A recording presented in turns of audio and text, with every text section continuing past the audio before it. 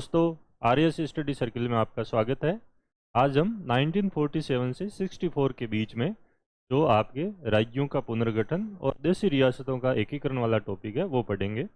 RS prelims और RS mains में आपके पिछले जो आपके दो वैकेंसीज आई है उनमें आपके अधिकतर क्वेश्चन जो है इसमें से पूछे जा रहे हैं, यानी एक दो क्वेश्चन तो आपके लगभग पूछे जा ही रहे हैं। 50 शब्दों वाला जो प्रश्न है मेंस में आपके पूछा जा रहा है और प्रीलिम्स में भी आप देखोगे तो एक क्वेश्चन जो है आपके पिछली दोनों जो परीक्षाएं हुई है उसमें आपके आया है। और भी एग्ज़ाम जो है उसमें भी आजकल जो है उस टॉपिक से क्वेश्चन आ रहे हैं। तो ये वाला जो टॉपिक है क्योंकि इस पर सबसे कम ध्यान दिया जाता है, इस वजह से आपके पूछने का एक कारण है वो ये है। बाकी आप देखोगे इस टॉपिक में कौन कौन सी चीज़ें किस तरीके से चली, हम उन सब चीज़ों के बारे में डिस्कस करेंगे। आरएस मेंस इस बार दे रहे हैं उनके लिए तो ये टॉपिक इम्पोर्टेंट है ही। बाकी आपके जो भी लोग आरएस प्रीलिम्स का एग्ज़ाम आगे देने वाले हैं या और भी जो एग्ज़ाम की तैयारी करते हैं उन सब के लिए ये टॉपिक काफ़ी महत्वपूर्ण है, क्योंकि इसमें से कई क्वेश्चन जो है दूसरे एग्ज़ाम में भी आए हैं आपके। और जो आज़ादी के बाद का भारत वगैरह ये जो किताबें हैं इनमें से, ठीक है, फ्रीडम एट मिडनाइट, उसमें से इनमें से आजकल पूछने का एक रिवाज चल रहा है। तो मैं आप लोगों को इस पूरे टॉपिक के बारे में बताऊंगा ताकि आप लोगों को कोई दिक्कत ना हो और ज़्यादा आपको एक्स्ट्रा रिसोर्सेज पढ़ने की ज़रूरत ना पड़े और कोशिश होगी कि इसी एक क्लास में ये सारी बातें आपके कंप्लीट हो। तो हम सबसे पहले देशी रियासतों के एकीकरण की बात करेंगे कि इनका एकीकरण कैसे हुआ। जो देशी रियासतें थी इनकी संख्या को लेकर काफ़ी हद तक विवाद भी है, लेकिन जो उस समय के सरकारी दस्तावेज है, माउंटबेटन और पटेल जी की जो मुलाकात है, जो जैसे सेव वाले टोकरी वाली बात है कि आप सेब के थैले लेके आना और उन सेब के थैलों में से अगर 560 सेब के थैले आए, 3 बच जाए तो क्या करोगे, उस तरह की बातों से ये जाहिर होता है कि टोटल जो आपके देशी रियासतें थी वो 563 थी। 560 का विलय तो हो चुका था और 3 जो थी उनका विलय हम देखते हैं कि आज़ादी के बाद में होता, किस प्रकार होता, वो सारी बातें आज की क्लास में हम डिस्कस करेंगे। फिर एक जो टॉपिक है राज्यों का पुनर्गठन, कि किस तरीके से राज्यों का पुनर्गठन हुआ। आयोग एस के धर आयोग था आपके, ठीक है, इसी तरीके से जेवीपी समिति थी, फिर आपके फजल अली आयोग था और फिर अधिनियम पुनर्गठन का जो आपके 1956 में लाया गया और उनमें किस तरह के प्रोविजंस किए गए, इन सब बातों को भी हम इस क्लास में लेंगे। तो आपको लगभग सारे जो भी चीज़ें क्लियर हो जाएगी। आलोचनात्मक तरीके से भी अपन कई चीज़ें देखेंगे, एग्जामिन करेंगे, ताकि इस तरह के एनालिसिस वाले जो क्वेश्चन है वो भी आप लोगों के सही हो जाए। तो सबसे पहले हम अगर पृष्ठभूमि की बात करते हैं देशी रियासतों के एकीकरण की, तो उसमें आपको कौन सी चीज़ें कहाँ से है वो अपन देखेंगे। तो सबसे पहले तो अपन देखेंगे देशी रियासतों के एकीकरण की पृष्ठभूमि। देशी रियासतों के एकीकरण की पृष्ठभूमि। तो एप्लीकेशन पे भी हम लोग इसी तरीके से पढ़ा रहे, साथ में आप लोगों को नोट्स बनवाते जाते हैं ताकि आप लोगों को एग्ज़ाम में कोई दिक्कत ना हो। अगर बात की जाए देशी रियासतों के एकीकरण की पृष्ठभूमि की, तो उसमें सबसे पहले हम बात करते हैं 1935 के अधिनियम की। 1935 के अधिनियम से पहले जो अपन जो पढ़ते हैं आधुनिक भारत में देशी रियासतों के साथ जो आपके ब्रिटिश सरकार की नीतियाँ थी, और ली वार्नर ने जो आपके इन नीतियों को जो मुख्यतः 3 भागों में बांटा था, बाकी उसके 4 भाग है। सहायक संधियों से लेकर आपके अधीनस्थ पृथक्करण, अधीनस्थ संघ की नीति और समान संघ की नीति, तो इस तरीके से ये नीतियाँ चलती है। फिर आपके 1921 में जिसको अपन बोलते हैं चैम्बर ऑफ प्रिंसेस, यानी कि जो नरेंद्र मंडल आया, और फिर आपके बटलर समिति आई और बटलर समिति ने ये डिसाइड किया कि सर्वोच्चता जो है वो आपके पैरामाउंट सी जो है वो किस में निहित है। तो यही कहा गया कि वो सम्राट में निहित है और सम्राट की स्थिति देशी रियासतों से ऊपर है। 1935 का जो अधिनियम था उसमें थोड़े बदलाव किए गए और एक समान संघ की नीति लाई गई। और समान जो आपके संघ की नीति जो थी उसमें यह था कि देशी रियासतों के साथ इक्वल ट्रीट किया जाए, बराबरी का दर्जा दिया जाए, क्योंकि गोलमेज सम्मेलन में जो है सरकार देशी रियासतों के प्रतिनिधियों को अपने समकक्ष बिठाकर आपके समानता का दर्जा पहले ही दे चुकी थी। तो अब समान संघ की बात थी, समानता के आधार पर जो नीति थी उसकी बात थी, तो उसका प्रोविज़न 1935 के अधिनियम में किया गया और इसमें एक संघीय योजना लाई गई आपके। तो 1935 का जो अधिनियम है ये भारत शासन अधिनियम कहलाता है, इंडियन गवर्नेंस एक्ट। और 1858 का है गवर्नमेंट एक्ट है, वो सरकार अधिनियम है। तो पहला अगर प्रश्न आपके कई बार प्रीलिम्स के एग्जाम में ये भी पूछते हैं कि पहला भारत शासन अधिनियम कौन सा था, तो 1919 था, और दूसरा था 1935। ठीक है, तो भारत शासन अधिनियम, शासन का मतलब होता है सरकार चलाने का मेथड क्या है, और सरकार का मतलब है गवर्नमेंट, जो आपके सिस्टम है, जो उसको पूरे को कंट्रोलिंग अथॉरिटी है वो आपके। तो उसकी बात यहाँ पे हो रही, तो ये गवर्नेंस की बात है, भारत शासन अधिनियम, यानी कि हमें शासन किस तरीके से चलाना है, यानी कि हमारा मैकेनिज्म क्या है, वो आपके गवर्नेंस कहलाती है। तो वो आपके प्राइवेट का भी हो सकता है शासन, और आपके सरकार का भी हो सकता है शासन, दोनों का ही हो सकता है। ठीक है ना, तो इसलिए निजी शासन भी अपन कह सकते हैं आपके, और जो सरकार का है वो भी आपके शासन कहलाता है। ठीक है ना, तो 1935 का भारत शासन अधिनियम, इसकी अपन बात करते हैं। इसमें क्या चीज़ जो है वो आपकी लाई गई, तो इसमें पहली बार संघ का प्रावधान किया गया। ठीक है ना, कि एक संघ बनाया जाएगा, एक यूनियन बनाया जाएगा। तो इसमें आपके प्रावधान था, संघ का प्रावधान था। इस संघ में कौन शामिल होंगे, इस संघ में शामिल होंगे एक तो भारत में 1935 के अधिनियम के तहत जो ब्रिटिश प्रांत थे, उनकी अब कुल संख्या हो गई थी 11। तो एक तो आपके कुल ब्रिटिश प्रांत, यानी कि जहाँ पर ब्रिटिश सरकार का प्रत्यक्ष शासन था, देशी रियासतों में प्रत्यक्ष शासन नहीं था, वहाँ पे आपके 3 विषय जो थे वो सरकार के पास होते थे, जिसमें रक्षा, विदेश और संचार। बाकी देशी रियासतों को अपने मामलों में कुछ छूट थी, हालांकि वहाँ पर भी जो रेजिडेंट थे वो शासन चलाते थे, प्रतिनिधि होते थे वो चलाते थे। ठीक है ना, केजीजी टाइप के ये लोग चलाते थे, लेकिन कुछ हद तक फिर भी उनके कानून वगैरह वहाँ पे लागू थे, उनके स्थानीय। ठीक है ना, और ये जो वो प्रांत थे जहाँ पर प्रत्यक्ष तौर पर आपके ब्रिटिश शासन का नियंत्रण था। तो कुल ब्रिटिश प्रांत जो थे वो 11 प्लस देशी रियासतें, ये आपके मिलके एक जो है संघ बनाएंगी। लेकिन इसमें ये प्रावधान था कि देशी रियासतें स्वेच्छा से इसमें शामिल हो सकती है। ठीक है ना, तो उनको जबरदस्ती या बाध्यकारी नहीं था, ऑब्लिगेटरी नहीं था। आपके देशी रियासतें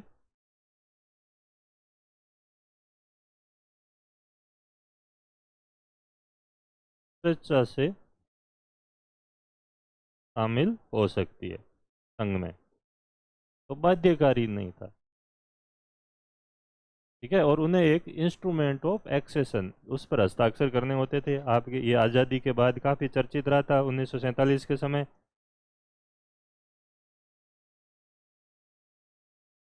जिसको विलय पत्र कहते हैं अपन, यानी कि इनको एक विलय पत्र पर हस्ताक्षर करने होते थे, और वो राजा खुद ही करता था हस्ताक्षर चलाकर, यानी कि ये स्वेच्छा वाली बात है, इसलिए वो अधिकार भी उसी के पास था।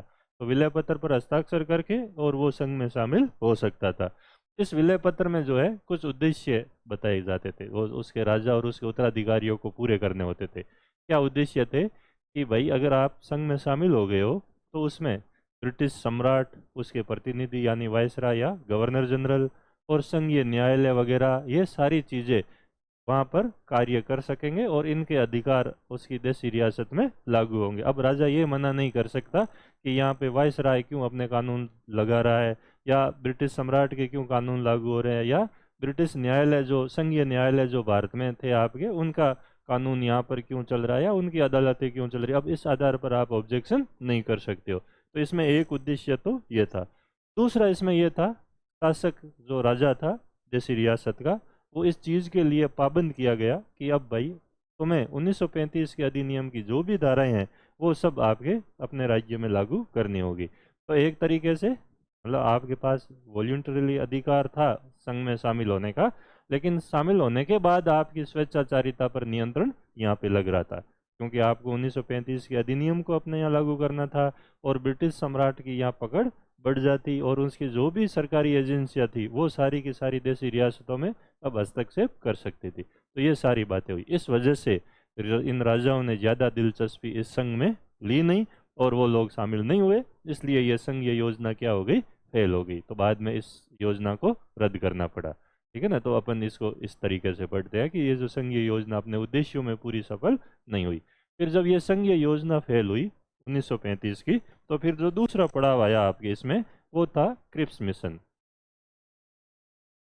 पृष्ठभूमि में जो सेकंड चीज थी वो आपके थी क्रिप्स। तो जब क्रिप्स मिशन भारत में आया 1942 में, तो उस समय क्योंकि पहले अगस्त प्रस्ताव में सरकार जो है पहले ही बात कर चुकी थी लिन लिथगो के समय ही कि भाई हम एक संविधान निर्मात्री सभा बनाएंगे, युद्ध सलाहकारी परिषद का गठन करेंगे और संविधान निर्मात्री सभा युद्ध के बाद बनेगी। क्रिप्स ने भी यही बात दोहराई कि एक संविधान निर्मात्री सभा बनाएंगे लेकिन युद्ध के बाद बनेगी, जब दूसरा विश्व युद्ध समाप्त हो जाएगा तब, क्योंकि इस समय भारत के लोग दूसरे विश्व युद्ध में भारत को शामिल करने का विरोध कर रहे थे और गांधी जी ने व्यक्तिगत सत्याग्रह भी चलाया था। तो इन सब चीज़ों को ध्यान में रखते हुए क्रिप्स मिशन ने ये बात कही थी। तो संविधान सभा में जैसी रियासतों को भी अपना प्रतिनिधि भेजने का जो अधिकार है वो आपके इसमें दिया गया। ये बात आपको ध्यान रखनी है। तो इसमें एक प्रोविजन ये था कि देशी रियासतें संविधान सभा में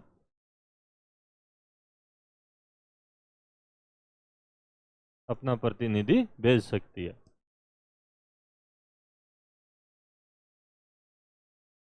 अपना प्रतिनिधि भेज सकती है। तो उनको एक राइट जो था वो आपके ये दिया गया, लेकिन उनको संघ से अलग होने का अधिकार नहीं दिया गया। भाई आपको रहना संघ में है, क्योंकि क्रिप्स ने एक बात कही थी, आप सभी को पता है कि भारत को एक डोमिनियन स्टेटस का दर्जा दिया जाएगा युद्ध के बाद। ठीक है, डोमिनियन स्टेट मतलब एक ऐसा संघ बनाया जाएगा जिसको अपन, वो संघ जिसमें रक्षा, विदेश और संचार के मामले तो ब्रिटिश सरकार के पास होंगे, लेकिन आंतरिक मामलों में स्वायत्त होगा, ऐसा एक संघ बनाएंगे। ठीक है ना। तो इस संघ में ये देशी रियासतें जो है वो आपके शामिल होगी। ठीक है ना। लेकिन वो पृथक अगर रहना चाहती है तो उनको ये अधिकार पहले नहीं दिया गया, लेकिन बाद में जब देशी रियासतों ने इसका विरोध किया तो फिर क्रिप्स को झुकना पड़ा और उनको ये अधिकार देना पड़ा। ठीक है ना। तो एक तो चीज़ ये थी, लेकिन दूसरी चीज़ थी वो गलत थी भारत के या डोमिनियन के हिसाब से या संघ के हिसाब से जो गलत थी वो ये थी कि देशी रियासतें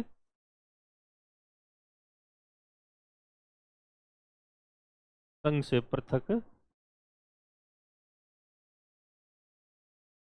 रह सकती है। तो पृथक रह सकती है, ये बात जो है वो इसमें कही गई। ठीक है ना। हाँ, इसके बाद सरकार के एटीट्यूड में चेंज आया, लेकिन यहाँ पर पृथक निर्णय का जो अधिकार था वो आपके भारत की अखंडता के दृष्टिकोण से गलत था।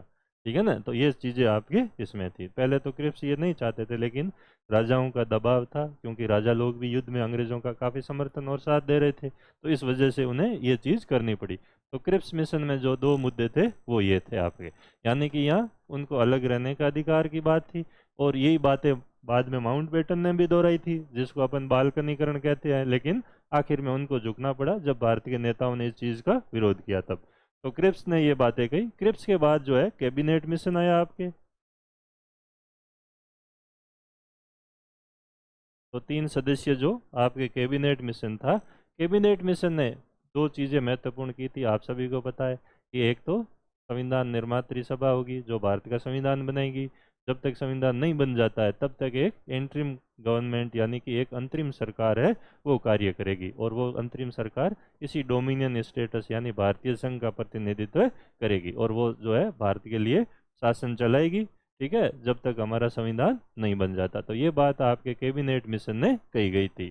तो कैबिनेट मिशन ने जब ये बात कही तो उसने एक तरीके से भारत की जो अखंडता थी, ठीक है ना, उसको जो है आपके मजबूत रखने की कोशिश की, और इसने कहा कि भाई देशी रियासतों को नए शासन में सहयोग करना है अंतरिम सरकार में, और उन्हें अलग होने का जो है आपके कोई अधिकार नहीं होगा। उनको देशी राज्यों को जो है वो आपके भारतीय संघ में शामिल होना ही पड़ेगा। यानी कि क्रिप्स के बाद जो परिस्थितियां बनी उसका उल्टा कैबिनेट मिशन में ये बात कही गई, क्योंकि अंग्रेज भी अब चाहते थे एक समय कि इस तरह का अगर बंटवारा हो गया या आपके ये छोटे छोटे राज्य बन गए तो फिर उन्हें ज़्यादा आर्थिक नुकसान भी होंगे, क्योंकि भारत को आज़ाद करने की बातें तो 1941 में ही वहाँ शुरू हो चुकी थी, और वो चाहते थे कि जब हम इस देश को छोड़कर जाए तो एक ऐसा आपके पीछे डोमिनियन होना चाहिए जिसके साथ हम कम से कम व्यापार तो कर सके, आर्थिक रूप से हम लाभ कमा सके, क्योंकि वो मेन इसी उद्देश्य से ही भारत में आए थे और उन चीज़ों को वो अब भी नहीं छोड़ना चाहते थे। तो उनकी कोशिश यही थी कि एक मजबूत जो संघ है वो आपके रहे।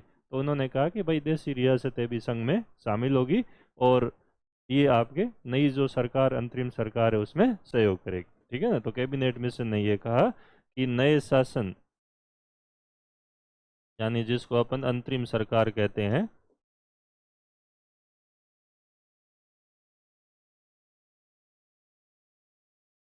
का देशी रियासतें सहयोग करेगी।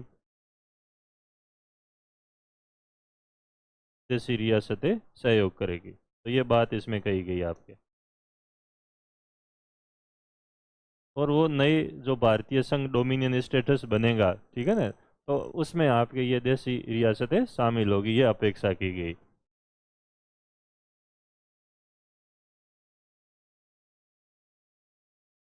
रियासतों से अपेक्षा की गई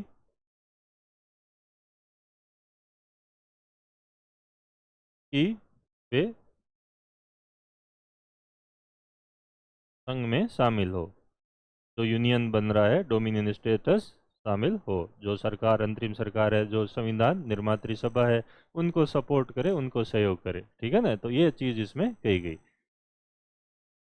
ठीक है, तो ये सारी बातें जो है वो कैबिनेट मिशन ने स्पष्ट कही है आपके। तो अब यानी कि जो बात यहाँ पर थी कि वो पृथक रह सकती है, अब जो झुकाव यहाँ पे वापस जो है वो इस तरफ आया कि भैया आपको शामिल होना ही है, ठीक है ना, तो इस तरीके की चीज़ें इसमें कोशिश की गई। फिर इसके बाद जो है माउंट बेटन आते हैं आपके, जो आप सभी जानते हो। फिर माउंट बेटन योजना है।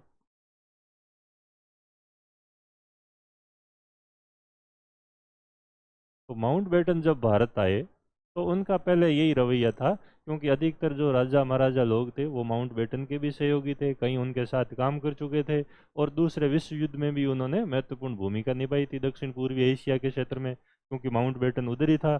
और उस समय दक्षिण पूर्वी एशिया में माउंट बेटन ने जापान को हराया था, और वो 15 अगस्त को हराया था। इसने बाद में ये 15 अगस्त तिथि भी इस वजह से रखी थी कि वो अपनी उस जीत को ग्लोरीफाई करना चाहता था, इसलिए 15 अगस्त तारीख उसने तय की थी भारत और पाकिस्तान और जो आपके राज्यों की स्वतंत्र डोमिनियन की, और अंग्रेज भारत छोड़ के जाएंगे। तो 15 अगस्त तय करने के पीछे मेन उद्देश्य जो था वो आपके उसके दिमाग में ये चीज़ थी। तो जब माउंट बेटन भारत आया तो सबसे पहले उसने देशी रियासतों को ये निर्णय करने का अधिकार दिया कि वो भारत पाकिस्तान दोनों में से शामिल हो सकती है, या फिर अपना स्वतंत्र अस्तित्व भी बना के रख सकती है।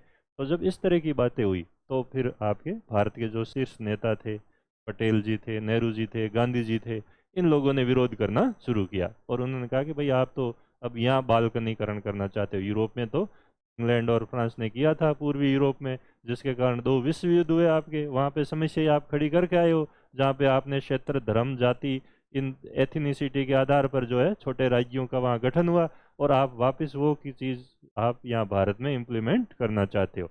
ठीक है, तो हमारे लिए आप दिक्कत करना चाहते हो। इसको डिकी बर्ड प्लान के नाम से भी जाना जाता है।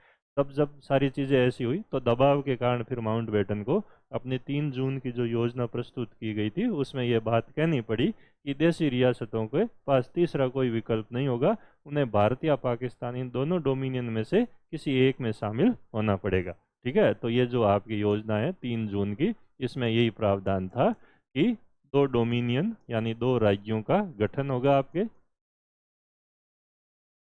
2 डोमिनियन का गठन होगा,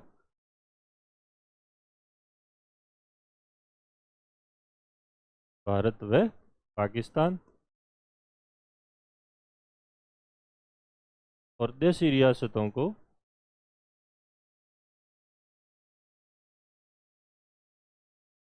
इन दोनों में से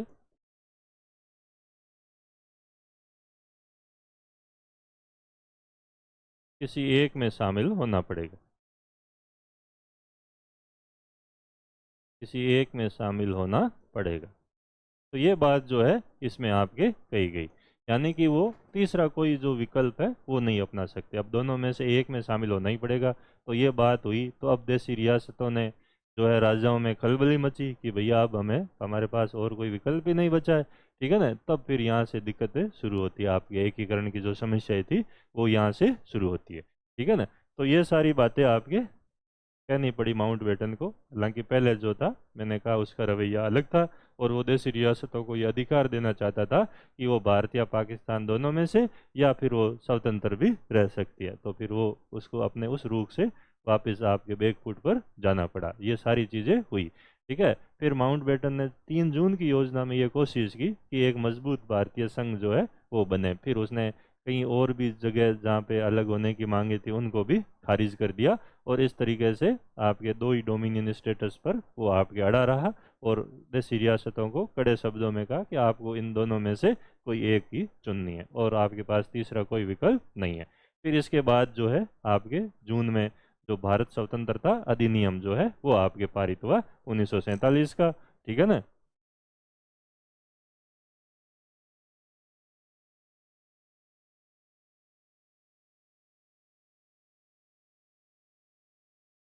और इसमें तारीख जो है बाद में 15 अगस्त तय कर दी गई कि अंग्रेज जो है वो आपके अगस्त को भारत छोड़ देंगे। तो भारतीय स्वतंत्रता अधिनियम जो है ये पारित हुआ। तो इस पर देशी रियासतों पर जो ब्रिटिश सर्वोच्चता है वो समाप्त हो गई आपके। अभी तक ब्रिटिश सर्वोच्चता थी आपके भारत में, ब्रिटिश प्रांतों पर भी और देशी रियासतों पर। तो देशी रियासतों पर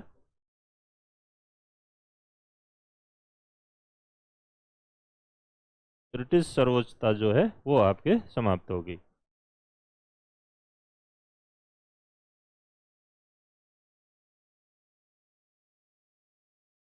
ब्रिटिश सर्वोच्चता जब समाप्त हो गई, ठीक है ना, और 15 अगस्त को ये टाइम दिया गया कि सारी रियासतों को भारत या पाकिस्तान दोनों में से एक में शामिल होना है। जबकि ये रियासतें पहले ही आपके इन लोगों ने, राजाओं ने विरोध करना शुरू कर दिया और उनका यही रवैया था।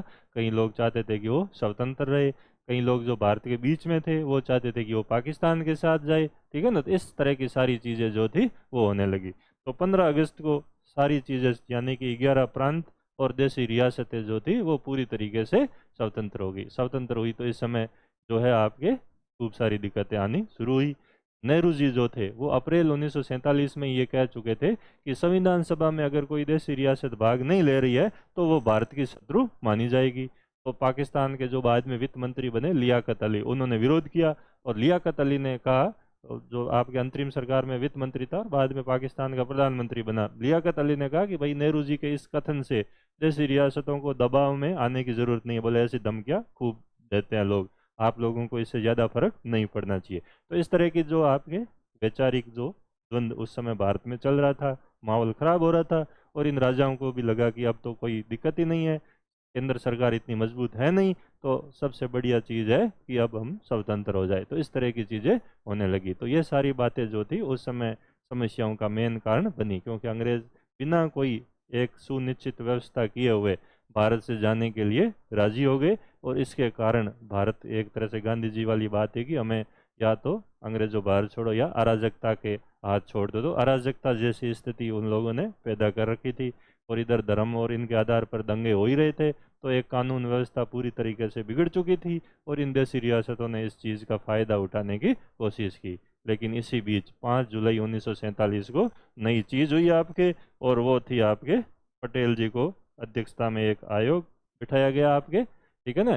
तो उसकी बात जो है वो आपके सबसे महत्वपूर्ण आती है और ये एक ऐसा पड़ाव था जिसने इन देशी रियासतों की स्वतंत्रता पर आपके सबसे कारगर तरीके से रोक लगाई, वो ये थी। ठीक है। और ये एक आपके राजनीतिक विभाग बनाया गया भारत सरकार द्वारा, क्योंकि अभी तक देशी रियासतों का विभाग था और वो विभाग वैसे ही कांग्रेस विरोधी नीतियों के लिए कुख्यात था। तो अब आपके भारत की जो उस समय हमारी जो अंतरिम सरकार थी उसने एक राजनीतिक विभाग की स्थापना की। इसके अध्यक्ष सरदार पटेल को बनाया गया आपके।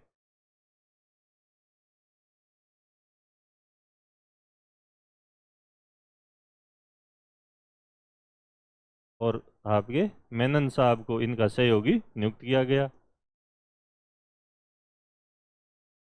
तो केरला के थे आपके, और मेन इन दोनों का ही योगदान है कि इन दोनों ने देशी रियासतों का एकीकरण किया आपके। तो पटेल साहब अध्यक्ष थे और उनके सहयोगी थे मेनन। और ये जो राजनीतिक विभाग था इसकी सबसे बड़ी भूमिका रही है आपके देशी रियासतों के एकीकरण में।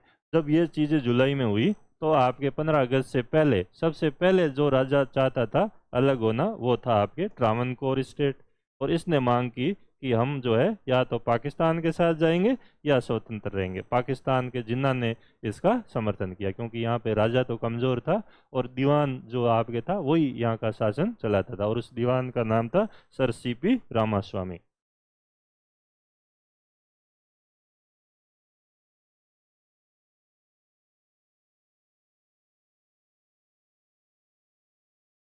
तो तो केरल जो था वो आपके मद्रास प्रेसिडेंसी वाले इलाके में ही शामिल था, आपके कर्नाटक, मैसूर, ये सब तमिलनाडु जो मद्रास प्रेसिडेंसी थी उसी में ही आते थे। हैदराबाद हुआ, ठीक है ना, ये सारे उसी के इलाके थे। ठीक है, तो मद्रास प्रेसिडेंसी का इतना बड़ा भाग था, तो उसमें ये छोटा सा एक हिंदू राज्य था त्रावणकोर, जो टीपू सुल्तान हैदर अली के टाइम से अपना अस्तित्व बचाए हुए था। और यहाँ के जो दीवान थे सीपी रामास्वामी, इन्होंने जो है स्वतंत्र होने की बात कही सबसे पहले।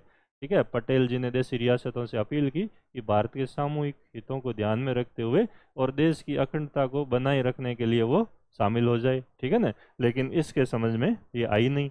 इसके समझ में नहीं आई तो वहाँ पर उस समय जो सोशलिस्ट थे, कम्युनिस्ट थे, उनका भी केरल में प्रभाव बढ़ रहा था। तो किसी ने इस पर हमला कर दिया रामास्वामी पर और इसको हॉस्पिटल में भर्ती होना पड़ा। फिर उसने मजबूरी में, कहते हैं कि, उस विलय पत्र पर हस्ताक्षर किए। हालांकि उसने अंग्रेजों को खूब सारी चीज़ें, फायदे गिनाए थे कि त्रावणकोर अलग से राज्य होगा, आप हमारे साथ व्यापार कर सकोगे, मसालों का व्यापार कर सकोगे। बोले हमारे पास तो थोरियम के भंडार है, क्योंकि केरल के बालू मिट्टी में मोनोजाइट्स मिलता है।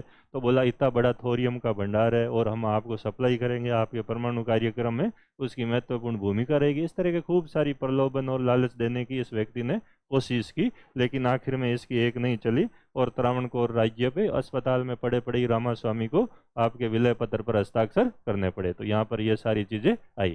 ठीक है, तो इस समय जो है आपके माउंट बेटन ने दो चीजें रखी सामने। ठीक है ना, दो दस्तावेज सामने रखे माउंट बेटन ने।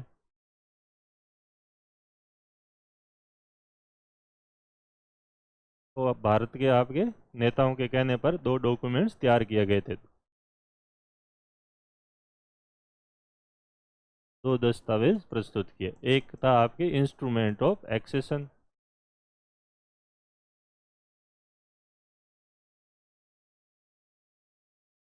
जिसको अपन बोलते हैं विलय पत्र, और जो दूसरा था उसको बोला जाता है स्टैंड स्टिल एग्रीमेंट, यानी यथा स्थिति समझौता।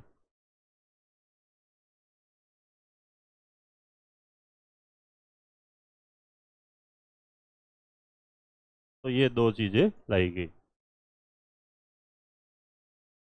विलय पत्र में तो ये था कि आपका राज्य जो है पूरी तरीके से भारत संघ में विलय हो जाता है। हालांकि शुरू में उनको ये प्रलोभन दिया गया था कि आपके अंग्रेजों वाली स्थिति आप लोगों के लिए हम रखेंगे, यानी कि आपकी रक्षा, विदेश और संचार को छोड़ के बाकी मामलों में आप लोगों को छूट रहेगी। और जैसे ही इन राजाओं ने विलय पत्र पर हस्ताक्षर किए तो फिर पटेल जी ने कहा कि अब पूरा यहाँ संघ का ही शासन चलेगा, आप लोगों को प्रीवी पर्स वगैरह वो सारी चीज़ें देने की बात मेनन साहब ने की और इसके लिए इन लोगों को राजी कर लिया। ठीक है ना, तो यहाँ पे उनको ज़्यादा कोई अधिकार नहीं दिया गया। इसमें यह था कि अभी जो है, क्योंकि अंग्रेज भारत छोड़ के जा चुके हैं, तो अंग्रेजों ने जो संबंध थे इन देशी रियासतों के साथ, वो संबंध भारत या पाकिस्तान इन दोनों के साथ देशी रियासतें रख सकती है जब तक वो कोई निर्णय नहीं करे। ठीक है ना, तो निर्णय नहीं करने की स्थिति में कि उनको भारत में जाना है या पाकिस्तान में जाना है, अगर ये निर्णय नहीं हो पाता है तब तक वो स्टैंड स्टिल एग्रीमेंट कर लेगी उसी संघ के साथ कि भाई हमें वो यथा स्थिति रखनी है, जो अंग्रेजों वाली स्थिति है वो रखनी है। यानी कि हम आपको विदेश, रक्षा और संचार तीन विषय देंगे और आंतरिक मामलों में आप लोग किसी तरह का हस्तक्षेप नहीं करोगे। तो वो बात आपकी किस में थी? स्टैंड स्टिल एग्रीमेंट में थी। तो इंस्ट्रूमेंट एक्सेशन और स्टैंड स्टिल एग्रीमेंट, ये दो तरह की चीज़ें थी आपके। ठीक है ना, तो इस पर हस्ताक्षर करके तुरंत जो भी कोई भी राजा था वो भारतीय संघ में शामिल हो सकता था। उनको फिर प्रीवी पर्स वगैरह ये अधिकार दिए, बाद में इंदिरा गांधी ने वो भी समाप्त कर दिए थे। और यहाँ पे जो था ये था कि आपको यथा स्थिति जो चीज़ है उस पर रहना है आपको। ठीक है ना, यानी कि प्रतिरक्षा, विदेश और संचार ये आपके संघीय सरकार के पास रहेंगे और आपको, जब तक आप निर्णय नहीं लेते हो तब तक जो है आप उसी स्थिति में रहो। जो ब्रिटिश सरकार के साथ आपके जो संबंध थे वो संबंध आपके उस राज्य से रहेंगे, और जब आप निर्णय ले लो तो फिर इंस्ट्रूमेंट ऑफ एक्सेशन पर आप हस्ताक्षर कर लो जिसके साथ आप जाना चाहते हो। ठीक है, तो ये सारी चीज़ें इसमें आपके कही गई थी। तो ये इस दो तरह की ये चीज़ें थी। तो ये वो व्यवहारिक स्थिति पहले वाली थी जो अंग्रेजों के समय चल रही थी, उसको एक तरीके से आपके रखा गया था। तो इन सब कारणों से ये सारी चीज़ें लाई गई आपके। अब भारत में कुछ और जगह भी विरोध हुआ आपके, और उसमें विरोध करने वालों में एक तो आपके हनवंत सिंह थे, जोधपुर के राजा।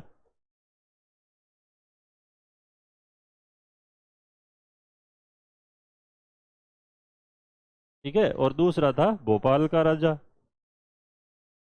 ये आज़ादी के पहले, त्रावणकोर का राजा, ये आज़ादी के पहले जो विलय पत्र पर हस्ताक्षर करने से आनाकानी करने वाले लोग थे। जैसे अपने जो राजपूताने की जो रियासतें थी उसमें सबसे जो आपके अग्रणी भूमिका निभाई वो बीकानेर ने निभाई, क्योंकि वहाँ के.एम. पणिकर साहब जो थे वो दीवान थे आपके, और वो एक प्रसिद्ध इतिहासकार भी हुए, आप सभी जानते हो, राज्य पुनर्गठन आयोग के भी सदस्य रहे हैं आपके। तो के.एम. पणिकर साहब जो थे उन्होंने बीकानेर के राजा को सलाह दी कि पटेल जी सही कह रहे हैं, और पाकिस्तान में जाने से तो बढ़िया है कि हम भारत संघ के साथ मिले। तो उनकी सलाह तुरंत मान ली गई और बीकानेर राज्य ने घोषणा कर दी। राजपूताने की तरफ से घोषणा करने वाला पहला राज्य बीकानेर था कि भाई हम संघ में शामिल होंगे। हालांकि संविधान सभा में शामिल होने वाली जो पहली रियासत थी वो आपके बड़ौदा बनी। ठीक है ना। तो ये सारी बातें आपके यहाँ हुई। फिर इस समय आपके इन्होंने विरोध किया, राजा हनुमंत सिंह ने, कि मैं तो पाकिस्तान के साथ दोस्ती करूंगा, पाकिस्तान के साथ जाऊंगा। और जिन्ना से बात भी कर ली और भोपाल के राजा ने इनकी बात करवा दी, और जिन्ना ने इनको लालच दिया कि आपके यहाँ पे क्योंकि खेती होती नहीं है तो बोले हम हमारे सिंध में जो अनाज होता है उसका फ़ायदा आपको देंगे, कराची के बंदरगाह की आपको सुविधा देंगे, और आपको हथियार भी उपलब्ध कराएंगे। तो इस तरह के लालच दिए। तो फिर पटेल जी को आपके पणिकर साहब ने कहा कि देर हो जाएगी, आप कुछ करो। और उधर जो जैसलमेर के राजा लोग थे उन्होंने भी इनको समझाने की कोशिश की कि भाई आपकी जनता हिंदू है, आप हिंदू राजा हो, और आप पाकिस्तान के साथ जाके क्या ही कर लोगे, तो भलाई इसी में है कि आप भारत संघ के साथ शामिल हो। फिर बाद में जोधपुर की जनता ने भी और सामंतों ने भी राजा को समझाया। तो फिर ये आपके वहाँ पे वायसराय से, गवर्नर जनरल से मिलने के लिए गए आपके हनुमंत सिंह, ठीक है ना, माउंटबेटन से। तो कहते हैं कि उनके माउंटबेटन का जो आपके असिस्टेंट था उसकी कनपट्टी पर इन्होंने पिस्तौल भी आपके लगा दी थी। बाद में झुंझलाहट में इन्होंने विलय पत्र पर हस्ताक्षर किए। ये भोपाल के राजा को भी ऐसी खुमारी थी कि मैं आज़ाद रहूँगा, या पाकिस्तान के साथ बात करनी शुरू की। और इसको इस तरह के स्टेटमेंट भी दिए इसने कि अब अंग्रेज भारत से जा रहे हैं, तो बोला ये मानव जाति के लिए इससे बड़ी दुर्भाग्य की घड़ी नहीं हो सकती कि अंग्रेज़ों को भारत से जाना पड़ रहा है। क्योंकि माउंटबेटन इसका मित्र था और ये दोनों आपके चैम्बर ऑफ प्रिंस बना था। तो उस समय भी आपके प्रिंस ऑफ वेल्स की भारत यात्रा हुई थी 1921 में, तब भी ये साथ में काम कर चुके थे। तो इसको उम्मीद थी कि माउंटबेटन मेरे लिए कुछ करेगा, लेकिन माउंटबेटन ने बिल्कुल ये बात स्पष्ट की कि आपको भारतीय संघ में शामिल होना है। इससे ये राजा नाराज हो गया। लास्ट में इसने 10 दिन मांगे थे, ठीक है ना, बोला 10 दिन दे दो फिर मैं अपने मौत के फरमान पर हस्ताक्षर कर लूँगा, लेकिन 10 दिन भी इसको नहीं मिले आपके और हस्ताक्षर करने पड़े। तो 15 अगस्त 1947 तक ये जो भी चीज़ें थी, छोटे मोटे जो विरोध थे, वो आपके समाप्त हो गए। लगभग 560 जो रियासतें थी वो आपके भारतीय संघ में शामिल हो गई या पाकिस्तान में चली गई। तो एकीकरण का ये प्रोसेस तो यहाँ पे हो गया आपके। अब बची 3 जिनको लेकर आपके अनिर्णय की स्थिति थी, और उनकी बात अपन यहाँ करते हैं। यानी 15 अगस्त के बाद क्या स्थिति रही है।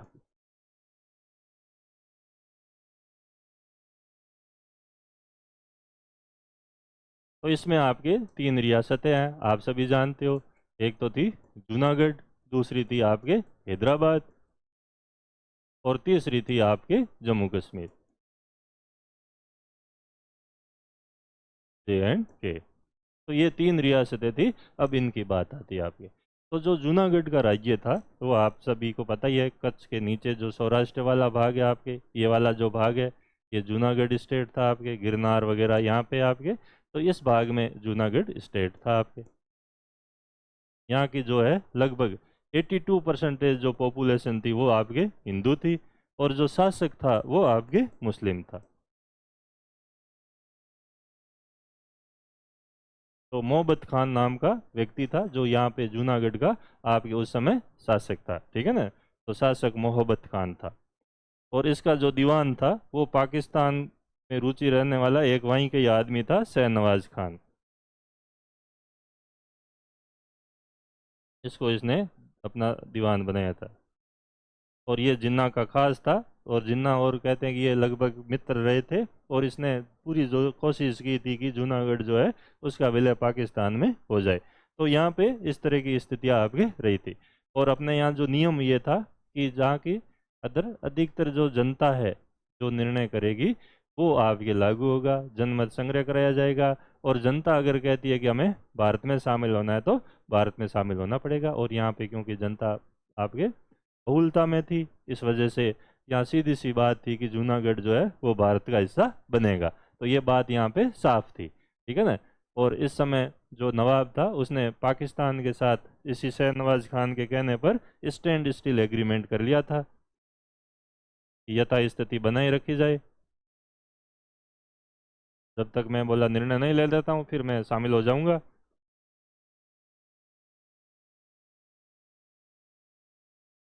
तो स्टैंड स्टिल एग्रीमेंट जो है किया इसने पाकिस्तान के साथ, ठीक है। तो एक तरह से पाकिस्तान का सपोर्ट इसको मिलना शुरू हो गया था आपके, ठीक है। तो ये सारी बातें इसने की।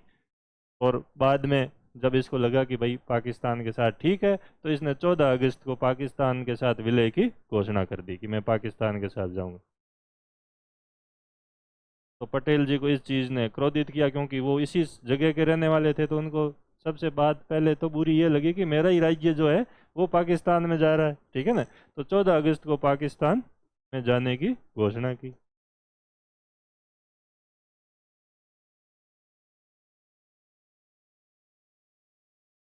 तो यहाँ तक ये सारी चीज़ें हो गई। और इसी समय आपके बम्बई में जो है कुछ गुजराती लोग थे जो श्यामल दास गांधी जी थे, गांधी जी के ही भतीजे थे, उनके नेतृत्व में वहाँ पर आंदोलन चल रहा था। और वो लोग चाहते थे कि जूनागढ़ जो है वो भारतीय संघ में शामिल हो। और वहाँ पे इसी तरह की चीज़ें जैसे अपने यहाँ प्रजामंडल आंदोलन चले थे, वैसा आंदोलन जो है वो आपके वहाँ पे वो चला रहे थे। और उन्होंने एक वैकल्पिक सरकार भी बम्बई में आपके गठित कर दी थी, उनका नाम था श्यामल दास गांधी।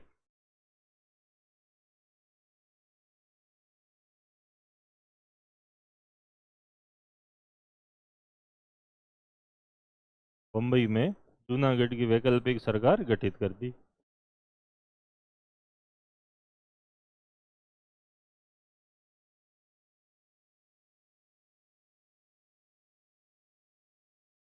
अब पटेल जी को भी लगा कि मामला गड़बड़ हो रहा है, ठीक है ना। तो फिर उन्होंने जो दो वहाँ पे हिंदू इलाके वाले क्षेत्र थे, तो वहाँ पर जो है सेना भेजकर और वहाँ की जो लोग थे जो आपके एक तरीके से रियासत का विरोध कर रहे थे, उनको सपोर्ट करना शुरू किया। तो इसके कारण मोहब्बत खां डर गया और वो फिर पाकिस्तान भाग गया आपके। तो 9 नवंबर को जो है आपके जूनागढ़ को भारत में विलय की बात आपकी घोषणा कर दी गई।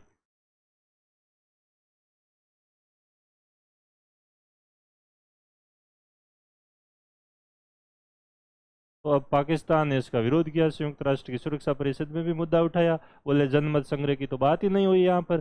तब फिर आपके नेहरू जी ने जूनागढ़ का जो है जनमत संग्रह करवाया। उन्होंने कहा भाई किसी को पर्यवेक्षक भेजने हैं तो वो भेज दो, हम जनमत संग्रह करवा रहे हैं। तो 20 फरवरी को यहाँ पर जनमत संग्रह हुआ आपके, फिर प्लेबिसाइट हुआ। और इस जनमत संग्रह में 92% लोगों ने भारत में विलय की बात की। यानी कि जो मुस्लिम आबादी थी उन्होंने भी कहा हम भी भारत के साथ रहेंगे। लगभग 91-92% लोगों ने विलय की बात की। तो विलय पर सहमति हो गई, ठीक है ना। तो इतने लोगों ने भारत में विलय की बात कही। आप भारत में विलय पर सहमति। तो आखिर में जो जूनागढ़ है वो आपके 20 फरवरी को कानूनी रूप से भारत में विलय हुआ। और ये जो यहाँ मोहब्बत खान था, इसके पास शिकारी कुत्ते थे, ठीक है। और 20-30 तो ऐसे हाउंड्स थे, भयंकर वाले खूंखार शिकारी कुत्ते। और उसने एक शिकारी कुत्ते का कुतिया से विवाह करवाया, जैसे शादी समारोह होता है ना वैसे। और 3 लाख रुपए खर्च किए, जो जूनागढ़ की जनता की कुल आमदनी से 7 गुना ज़्यादा खर्चा था आपके। और बाद में जब ये पाकिस्तान भागा, तब इसने अपनी बेगमों को कहा था कि तैयार रहो, पाकिस्तान जाना है। और जब बेग में तैयार हुई तब तक ये कुत्ते लेके भाग गया, बेग में यहीं रही आपके। तो इस तरह का आदमी था मोहब्बत खान। तो उसके बारे में इस तरह की बातें भी आपके लिखी हुई मिलती है। तो इस तरीके से जूनागढ़ का जो है एक तरीके से आप कह सकते हो कि विलय की प्रक्रिया पूरी हुई।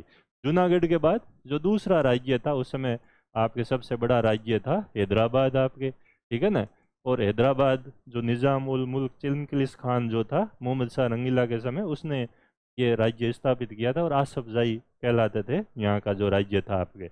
और इन्होंने मराठों से खूब झगड़े किए, अपन पढ़ते हैं। सहायक संधि पर भी हस्ताक्षर इन लोगों ने ही किया आपके, ठीक है ना। तो हैदराबाद का जो आपके निज़ाम था वो प्रसिद्ध दक्षिण भारत का बड़ा आपके राज्य था। यहाँ पर भी 85% आबादी हिंदू थी। और बाकी उच्च पदों पर मुस्लिम थे, और नवाब जो था वो आपके मुस्लिम था। ठीक है ना। तो 85% आबादी यहाँ की हिंदू थी। क्योंकि आपके धर्म के आधार पर थी बातें तो अभी, तो यहाँ पे आबादी को देखे जाने की ज़रूरत थी। कश्मीर वाले मुद्दे पे फिर अलग बात हुई, तो वहाँ पर कई तरह की चीज़ें चली जिनकी बात अपन आगे करेंगे। ठीक है ना। तो 85% आबादी यहाँ की हिंदू थी, लेकिन जो उच्च पद थे वहाँ पे मुस्लिम थे।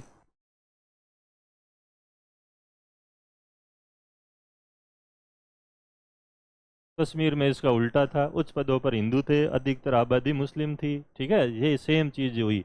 इसलिए वहाँ कश्मीर के मुद्दे पर जब ये चीज़ें द्विराष्ट्र वाला सिद्धांत जो था उसका फिर विरोध हुआ, आपके पाकिस्तान और इन लोगों ने किया कि भैया आपका जो द्विराष्ट्र सिद्धांत जूनागढ़ और हैदराबाद में काम कर रहा है, फिर यहाँ क्यों नहीं काम कर रहा, फिर कश्मीर का आप लोग कैसे विलय करवा रहे हो, वहाँ पे जनता की बात क्यों नहीं सुन रहे हो, जनमत संग्रह की बात क्यों नहीं हो रही। ये सारे मुद्दे अपन आगे देखेंगे। तो यहाँ पर ये जो चीज़ें थी वो आपके थी। इस समय जब देश आज़ाद हुआ तब यहाँ सातवां जो निज़ाम सीक्वेंस में था वो आपके मीर उस्मान अली था, वो यहाँ का निज़ाम था।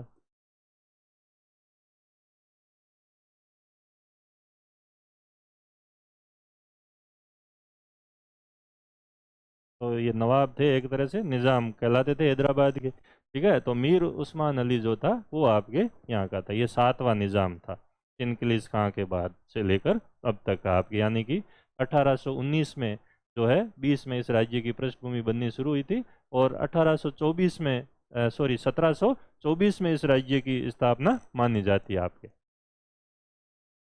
1722 में लगभग जो है वो अवध का राज्य बनाया था सादत खां बुरहानुल मुल्क ने, और 1724 में जो ये था हैदराबाद का निज़ाम चिनकिलिस खान इसने बनाया था। ये मोहम्मद शाह रंगीला का दरबार छोड़ के चला गया था। कहते हैं कि इसके जाने से जो मुगल साम्राज्य में थोड़ी बहुत दरबार में शराफत थी वो भी आपके चली गई, ऐसी कुछ चीज़ें जो है इसके बारे में बताई जाती है। तो उस पीढ़ी का ये सातवां निज़ाम माना जाता है। 1911 में जब आपके जॉर्ज पंचम भारत आया था तब ये निज़ाम बना था, तब से अब तक ये निज़ामत संभाले हुए था। ठीक है, और ये भी उसी तरह का ही आदमी था जैसे जूनागढ़ वाला था, जिसको सिगरेटें पीने का शौक था, और ये जो जली हुई सिगरेटें अपनी दराज में रखता था और वापस उन्हीं को ही फूंकता था, नई नई लाता था।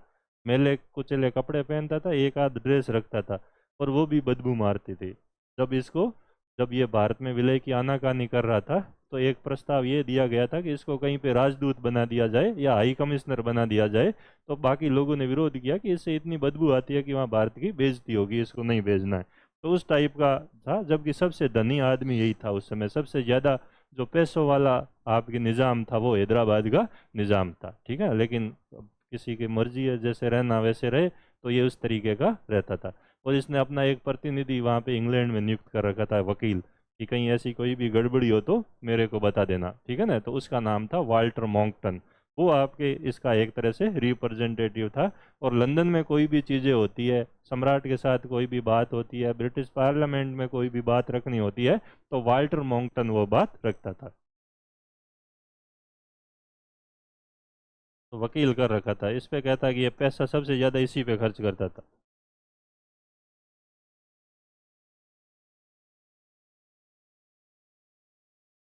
तो ये सारी चीज़ें आपको यहाँ पे ध्यान रखनी है। तो हैदराबाद निज़ाम की बातें ये है।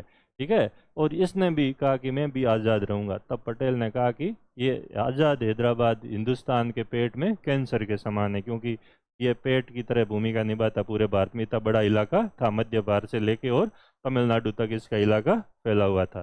तो पटेल जी का यही था कि एक आज़ाद हैदराबाद हिंदुस्तान के पेट में कैंसर के समान है। ठीक है ना। तो ये सारी बातें थी वहाँ पे हैदराबाद में। जो प्रजामंडल आंदोलन टाइप भी चल रहा था, कांग्रेस जो है हैदराबाद कांग्रेस सक्रिय थी 1938 से ही, और वो प्रतिनिधि सरकार की मांग कर रही थी।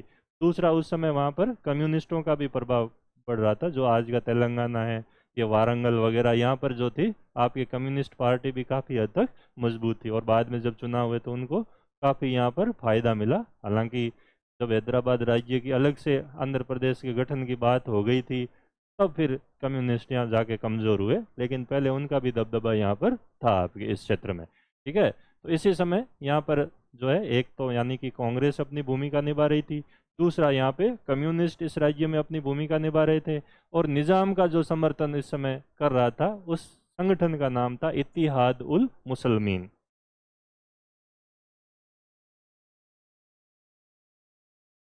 इत्तिहाद उल मुसलमीन, ये जो संगठन था ये आपके निजाम का समर्थन कर रहा था।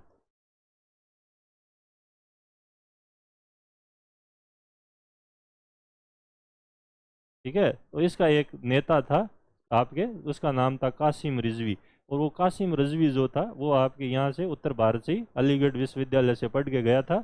और उसने एक तरीके से वहाँ पे एक पैरा मिलिट्री या मिलिशिया बना रखा था आपके, ठीक है ना। तो वो इस संगठन का आपके सदस्य था, निजाम का समर्थन करने वाला संगठन ये था आपके। और कासिम रजवी जो था वो इसका प्रमुख था आपके। और इसने वहाँ पर जाके आपके पूरा जो है वहाँ पे नियंत्रण स्थापित कर लिया।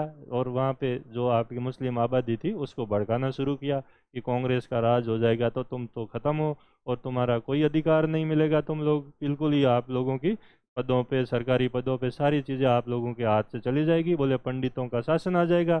तो इस तरीके की बातें इस व्यक्ति ने करनी शुरू की। और इसने एक अर्धसैनिक संगठन भी बना लिया जिसका नाम था रज्जाकार। तो रज्जाकार नामक अर्धसैनिक संगठन बनाया इसने, पैरामिलिट्री फोर्स टाइप का अर्धसैनिक संगठन। और इसने 10,000 से ज़्यादा लोग इसमें भर्ती कर लिए और इनको सैनिक प्रशिक्षण देना शुरू कर दिया। तो इस तरह की चीज़ें इसने करनी शुरू की। उधर वो आपके मोंकटन लंदन में जो है निज़ाम का प्रतिनिधित्व कर ही रहा है, उधर जिन्ना भी निज़ाम का सपोर्ट कर रहा है, ठीक है ना। तो ये सारी चीज़ें होनी शुरू हुई। और मोंकटन ने तो वहाँ पे ब्रिटिश पार्लियामेंट में यहाँ तक कह दिया कि भारत सरकार तो हिटलर की भूमिका निभा रही है और ये हैदराबाद का राज्य है वो पोलैंड की तरह है। यानी जब हिटलर ने पोलैंड पे आक्रमण किया, बोला वैसी स्थिति आ गई। ठीक है, तो इस तरह की चीजें थी। फिर निजाम ने थोड़े से बाद में जब उसको लगा कि भारत सरकार का जो रुख है वो यही है कि हैदराबाद राज्य जो है भारत सरकार में शामिल ही होगा, तब फिर निजाम ने जो है कहा कि मुझे वक्त चाहिए। तो उसने स्टैंड स्टील एग्रीमेंट जो है नवंबर 1947 में भारत सरकार के साथ किया।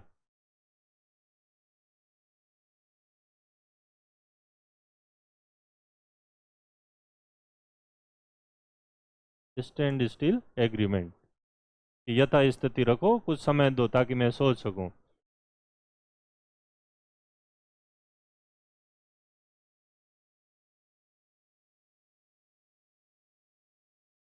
और इधर जिन्ना जो था वो पूरे सपोर्ट में आ गया था। लेकिन भारत की या तो किस्मत की बात कहो, ठीक है ना, कि इसी समय जिन्ना की मृत्यु हो गई आपके।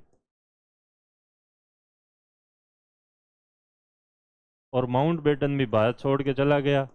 अब भारत की जो सरकार थी, अंतरिम सरकार, वो बिल्कुल आपके स्वतंत्र थी निर्णय लेने के लिए और सैनिक कार्रवाई करने के लिए।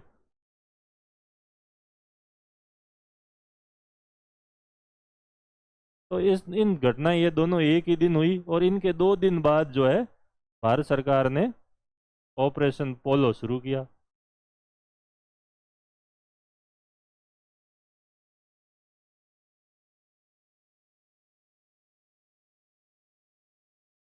और अपनी सेना जो है वो हैदराबाद में भेज दी, ठीक है ना। और उस समय जो भारतीय सेना का नेतृत्व कर रहे थे वो थे कर्नल JN चौधरी आपके। तो चौधरी साहब ने यहाँ महत्वपूर्ण भूमिका निभाई आपके।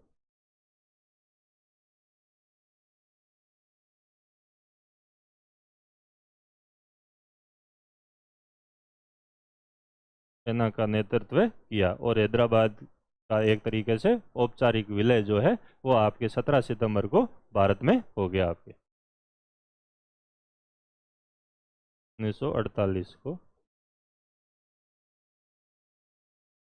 विलय हो गया है। तो इस तरीके से जो चीज़ें हैं वो आपको ध्यान रखनी है। तो आखिर में जो है आपके इसका भी हैदराबाद का भी निर्णय हो गया। फिर जो मुद्दा बचता है आपके तीसरा, वो था कश्मीर का मुद्दा। फिर अपन बात करते हैं कश्मीर की।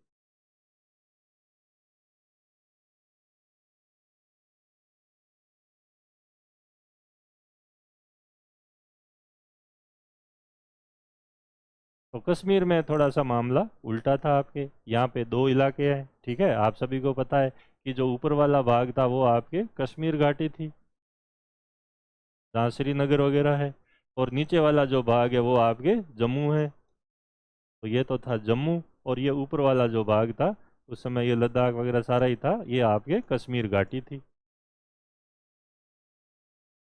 तो यहाँ पर जो आपके ज़्यादा आबादी थी वो मुस्लिम थी, और यहाँ पे जो ज़्यादा आबादी थी वो हिंदू थी। तो एक घाटी में आपके मुस्लिम बहुल इलाका था, और जो आपके बाकी भाग था वहाँ पर आपके हिंदू आबादी थी। और जब आपके भारत और पाकिस्तान का जब विभाजन हुआ, तो उस समय बंटवारे के बाद अधिकतर घाटी में जो भी हिंदू थे वो भी आपके जम्मू में आ गए। तो वो आपके पूरा का पूरा इलाका ही जो है आपके हिंदू बहुल माना गया। हालांकि पहले यहाँ पर थोड़ा सा ही फर्क था, ठीक है ना। जम्मू वाले भाग में लगभग 54% मुस्लिम थे, बाकी हिंदू और सिख थे। लेकिन जैसे ही बंटवारा हुआ तो कश्मीर घाटी से हिंदू आए, तो जम्मू वाला इलाका हिंदू बहुल हो गया, और सिख आबादी भी थी इसमें, और कश्मीर घाटी जो थी वो आपके मुस्लिम बहुल होकर रह गई, ठीक है ना। तो इस तरीके की स्थिति यहाँ पर थी आपके। 1947 में यहाँ का जो राजा था वो आपको पता ही है, डोगरा राजा थे। ये महाराजा रणजीत सिंह के समय से ही आपके इनको ये अंग्रेजों ने जो है इलाका दे दिया था आपके, और रणजीत सिंह की मृत्यु के बाद ये वहाँ के स्वतंत्र शासक हो चुके थे। और इस समय 1947 में जो यहाँ का राजा था वो हरि सिंह था आपके।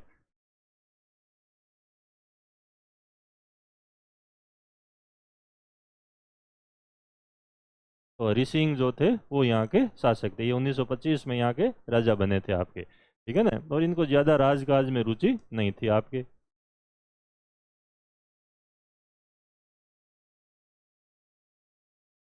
तो इनकी जो सबसे छोटी पत्नी, चौथी पत्नी, उसने ये कहा था कि महाराजा कभी ऐसे लोगों से नहीं मिलते जो समस्याएं पैदा करते हैं, ठीक है। ये सिर्फ खुशामद दरबारियों से घिरे रहते हैं, और कभी भी ये नहीं जान पाते हैं कि दुनिया में क्या हो रहा है। तो ये तो उनकी रानी के इनके बारे में कथन थे। तो आप लोग अंदाजा लगा सकते हो कि वो किस तरीके से आपके शासन चला रहे थे।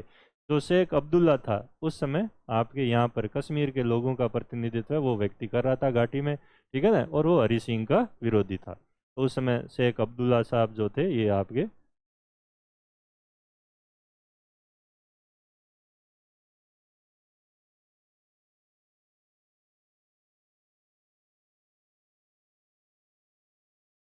मुस्लिमों का प्रतिनिधित्व कर रहे थे आपके।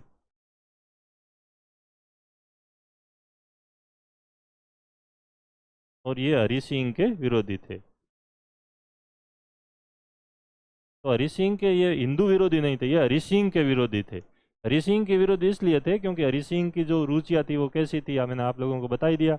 और यहाँ पे जो है वो आपके इस समय कश्मीर में जो है भूमि आवंटन नहीं हो रहा था, कुछ ही लोगों के पास भूमि थी, और उच्च पदों पर आपके अधिकतर लोग हिंदू लोग जो थे वो आपके उनके पास था, और बाकी लोगों को शासन में भागीदारी नहीं मिल रही थी और अधिकार भी नहीं मिल रहे थे। तो यहाँ तक काफ़ी हद तक जो था आपके शेख अब्दुल्ला के जो विचार थे वो समाजवादी विचार थे, और वो जायज़ भी थे। तो उनकी मांग यही थी कि भैया एक तरीके से हमें हिंदू मुस्लिमों से कोई दिक्कत नहीं है, हम चाहते हैं कि विकेंद्रीकरण हो और हमें भी कुछ राइट्स दिया जाए।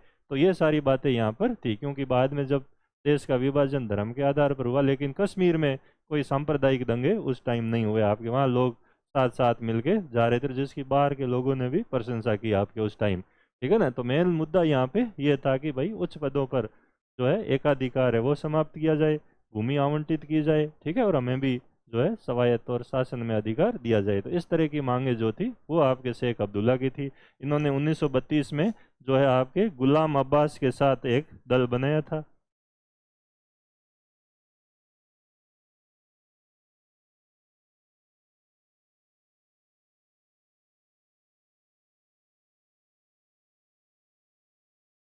दल की स्थापना की थी।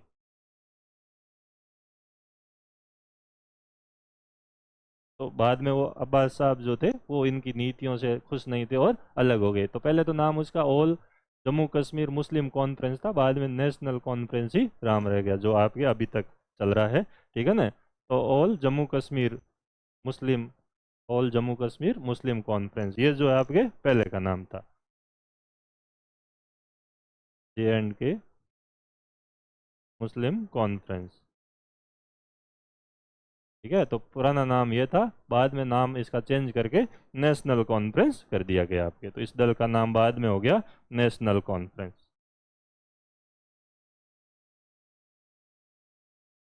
बाद में जो अब्दुल्ला जी थे वो आपके जवाहरलाल नेहरू से काफ़ी हद तक प्रभावित थे, कांग्रेस की नीतियों से भी प्रभावित थे और समाजवादी कार्यक्रम से प्रभावित थे। तो उनकी नेहरू जी के साथ मित्रता होने लगी, तो वो अब्बास साहब को पसंद नहीं आई और ये जो थे नेशनल कॉन्फ्रेंस से आपके अलग हो जाते हैं। तो फिर इस तरह की चीज़ें हो जाती है।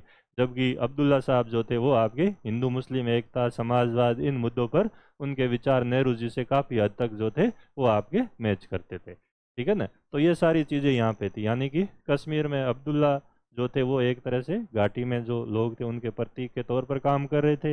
हरि सिंह जो थे वो एक आपकी अपनी उसी प्रतिगामी रेट्रोगेटिव पॉलिसी के लिए जाने जाते थे। ठीक है। और कांग्रेस के जो नेहरू जी थे और समाजवाद और उनके विचार यहाँ पर अभी लोकप्रिय होने शुरू हुए थे। तो ये सारी चीज़ें कश्मीर में चल रही थी।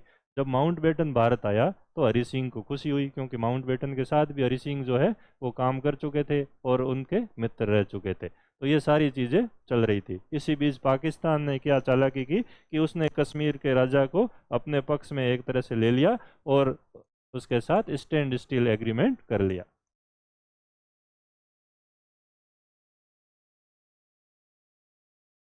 क्योंकि हरि सिंह का निर्णय था कि भाई मुझे तो अलग रहना है, किसी में नहीं जाना है और मुझे टाइम चाहिए बोले, न मुझे भारत में जाना न पाकिस्तान में, एक स्वतंत्र कश्मीर की बात कर रहे थे। तो पाकिस्तान ने तो यथास्थिति को मंजूर कर लिया, लेकिन भारत सरकार इस यथास्थिति को मंजूर करने के बिल्कुल पक्ष में नहीं थी आपके। ठीक है ना।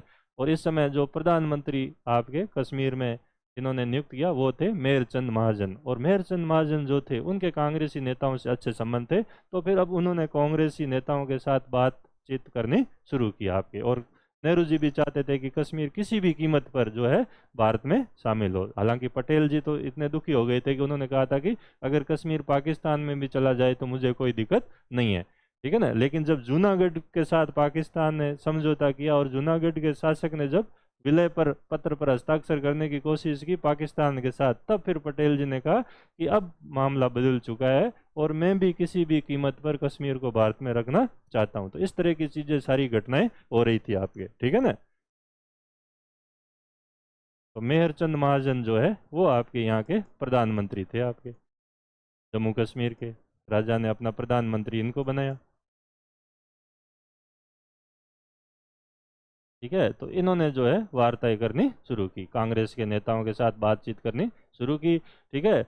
और इसी समय आपके हरि सिंह जी ने अपने एक प्रतिनिधि को दिल्ली में भी भेजा और उसने भी कहा कि हम भारत पाकिस्तान दोनों में शामिल नहीं होना चाहते, सिर्फ एक चीज़ जो हमारी राय वो बदल सकती है वो है कि दोनों देशों में कोई हमारे खिलाफ अगर शक्ति का इस्तेमाल करे।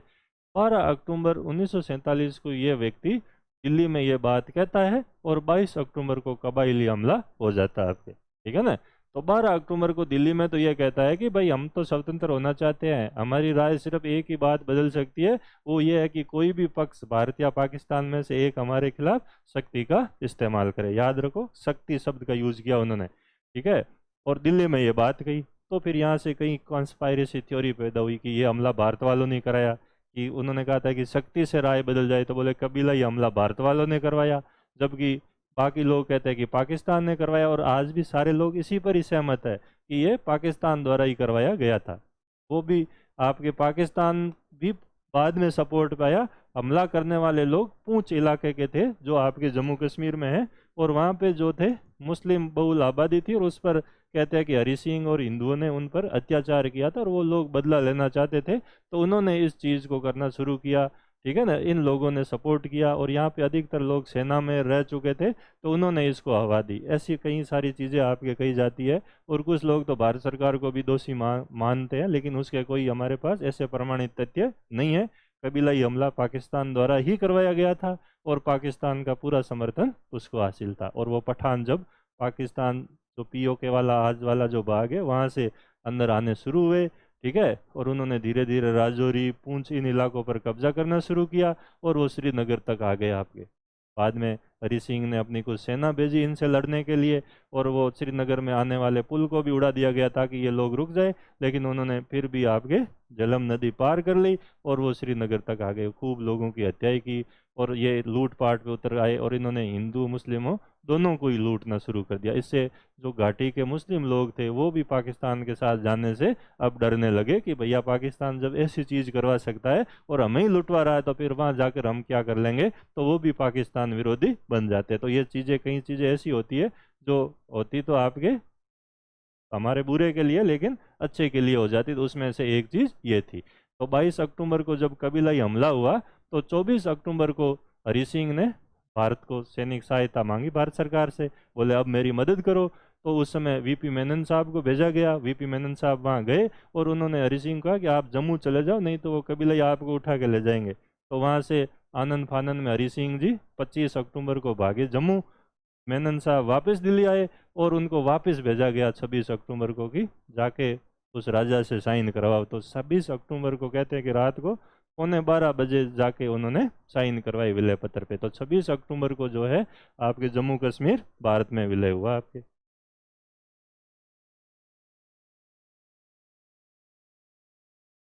तो जम्मू कश्मीर का भारत में विलय हुआ। तो इस तरह से चीज़ें जो है वो हुई आपके। तो ये घटनाक्रम इस तरीके से आपके चलता है। तो 12 अक्टूबर को तो उनका उप प्रधानमंत्री दिल्ली में बोलता है कि एक ही चीज़ हमें निर्णय लेने के लिए हमारी राय को बदल सकती है, वो है कि हमारे खिलाफ कोई शक्ति का इस्तेमाल करे। 22 अक्टूबर को 10 दिन बाद कबीलाई हमला होता है। 24 अक्टूबर को हरि सिंह भारत से सहायता मांगता है। वीपी मेनन कश्मीर जाते हैं, हरि सिंह जी को कहते हैं कि जम्मू चले जाओ बच जाओगे, और वो जम्मू जाते हैं। मेनन साहब वापस दिल्ली आते हैं और उनको फिर मीटिंग होती है और उनको कहा जाता है कि आप जाके साइन करवा लो विलय पत्र पर कैसे भी। तो मेनन साहब वापस जब जम्मू जाते हैं, रात को दरवाज़ा बजाते हैं तो वहाँ सारा सामान बिखरा हुआ पड़ा है और अंदर राजा सो रहा है, उसको जगा के फिर विलय पत्र पर साइन करवाते हैं। तो 26 अक्टूबर को जम्मू कश्मीर का विधिवत तरीके से भारत में विलय हो जाता है आपके। तो ये सारी चीज़ें अपने को यहाँ ध्यान रखनी है। तो इस तरीके से जो तीनों रियासतें थी, हैदराबाद, जूनागढ़ और जम्मू कश्मीर, उनका जो है भारत में आपके विलय होता है। तो ये सारी चीज़ें विलय की बातें मैंने आप लोगों को बताई और वीपी मेनन साहब और पटेल जी का इसमें सबसे महत्वपूर्ण योगदान रहा आपके इन तीनों रियासतों के विलय में। तो वो अपन ने सारी चीज़ें देखी और पूरी उन्होंने वीपी मेनन साहब ने अपनी पूरी कूटनीति का इस्तेमाल किया, उनसे वार्ताएं की, दीवानों से वार्ताएं की, प्रधानमंत्रियों से वार्ताएं की, राजाओं को मनाने की कोशिश की, खूब सारी उन्होंने यात्राएं की, ठीक है ना। और आखिर में निर्णय यही हुआ कि उन देशी रियासतों ने भारत में मिलना स्वीकार किया। लेकिन भारत में मिलने के बाद भी समस्याएं खत्म नहीं हुई, बाद में और नई समस्याएं हुई कि अब इनको किस तरीके से भारत के साथ रखना है आपके, यानी कि अब हमें किस तरीके से इनको किस स्टेट में रखना है, किन राज्यों का हिस्सा बनाना है, शामिल तो हो गए, और इन राजाओं को कौन से अधिकार देने हैं। तो ये सारे मुद्दे अब आपके वापस उठने लगे, जिसको अपन राज्य पुनर्गठन की बात कहते हैं। इसी समय क्योंकि हमने धर्म के आधार पर तो विभाजन झेल चुके थे और अब भाषा के आधार पर एक नया सगुफा खड़ा हुआ देश में और वापस डिमांड होने लगी कि भाषाई आधार पर राज्यों का गठन किया जाए। तो इससे नेहरू जी ज़्यादा चिंतित हो गए कि धर्म के आधार पर तो हम विभाजन झेल चुके हैं और अब भाषा के आधार पर कहीं हमें नया विभाजन नहीं झेलना पड़ जाए। तो फिर कांग्रेस 1948 में जयपुर अधिवेशन में भाषाई आधार पर राज्यों की मांग के खिलाफ हो जाती है। यही कांग्रेस 1920 में नागपुर अधिवेशन में भाषाई आधार पर प्रांतीय समितियों के गठन की बात करती है और उसी कांग्रेस का रवैया अब आपके बदल जाता है। और आरएस प्रीलिम्स में आपके यही प्रश्न है पूछा गया पिछली बार के, आप पेपर उठा के देख लो। तो इस तरह से कांग्रेस का जो रुख बदला वो किस तरीके से बदला, क्यों बदला, ये बातें आपको वहाँ पे मिलती है। तो ये जो चीज़ थी वो आपके ये थी कि भाई किस तरीके से जो है आपके विलय की बात हुई, किस तरीके से तीनों बड़ी जो रियासतें थी उनके विलय की बात हुई, और त्रावणकोर, भोपाल और जोधपुर को क्या समस्याएं थी और उन समस्याओं का निराकरण जो है वो मेनन साहब और पटेल जी ने किस प्रकार किया, उन सब की बातें मैं आप लोगों को बता चुका हूँ। इसके बाद जो है वो अपन बात करेंगे राज्य पुनर्गठन की, कि राज्यों के पुनर्गठन को लेकर हमारे सामने क्या क्या समस्याएं आती है। ठीक है, उससे पहले अपन बात स्कॉलरशिप टेस्ट की कर लेते हैं। 7 जुलाई को प्रारंभ है, आप लोग एप्लीकेशन डाउनलोड कर लोगे तो ऑटोमेटिक रजिस्ट्रेशन हो जाएगा और 7 जुलाई को 5 बजे ये टेस्ट शुरू होगा, जिसमें आरएस प्रीलिम्स का पूरा सिलेबस रहेगा। तो इस टेस्ट को जो है आप लोग देखे जो भी आपके परसेंटेज आते हैं, किस तरीके से आपकी परफॉर्मेंस रहती है, उसके अकॉर्डिंग आप लोगों को स्कॉलरशिप दी जाएगी और वो आपके फाउंडेशन बैच पे लागू होगी, जो हमारा अग्निबाण बैच शुरू हो रहा है आपके 9 जुलाई से। ठीक है, तो अब अपन इसके बाद जो बात करेंगे वो राज्यों के पुनर्गठन को लेकर बात करेंगे कि किस तरीके से राज्य पुनर्गठन होता है। अग्निबाण बैच की बात मैं आप लोगों को पहले ही बता चुका हूँ। फाउंडेशन बैच है। स्वर्णगिरी बैच जो है ये हमारा प्रीलिम्स का बैच है और ये भी आपके बैच 9 जुलाई से शुरू हो रहा है। ठीक है ना, इसमें हम प्रीलिम्स और मेंस दोनों हिसाब से आप लोगों को तैयारी करवाएंगे। फिर हम बात करते हैं, अगली जो बात है वो आपके राज्य पुनर्गठन से संबंधित है। राज्य पुनर्गठन में क्या क्या चीजें हमें ध्यान रखनी है वो बात आपको बता देते हैं। State reorganisation.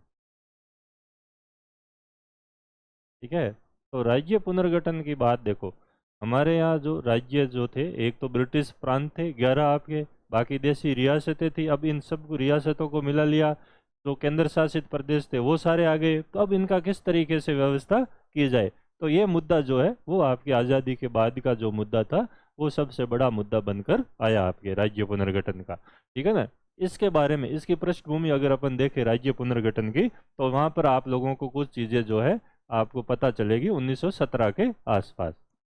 तो इसका बैकग्राउंड है वो आपके वहाँ से उभर कर सामने आता है। उस समय 1917 में कांग्रेस ने ये एक तरीके से कमिटमेंट किया था कि आज़ादी के मिलने के बाद भाषाई आधार पर राज्यों का गठन जो है वो होगा और हम उनका समर्थन करेंगे। तो उस समय आपकी एनी बेसेंट जो थी वो आपकी अध्यक्ष थी कोलकाता में कांग्रेस की 1917 में। तो 1917 में कांग्रेस ने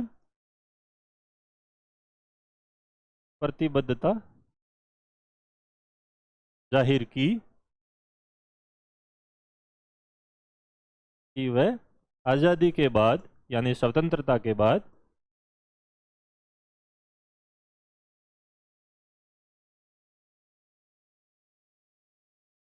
आधार पर राज्यों के गठन का समर्थन करेगी।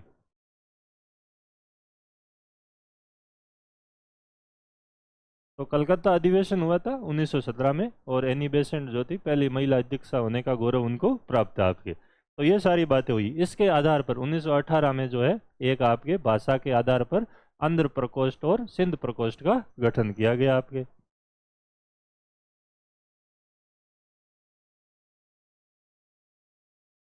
ब्लॉक जो है, प्रकोष्ठ का मतलब होता है ब्लॉक, आंध्र प्रकोष्ठ व सिंध प्रकोष्ठ का गठन किया गया। तो यहाँ दोनों जगह तेलुगु भाषा यहाँ थी और वहाँ सिंधी भाषा थी आपके।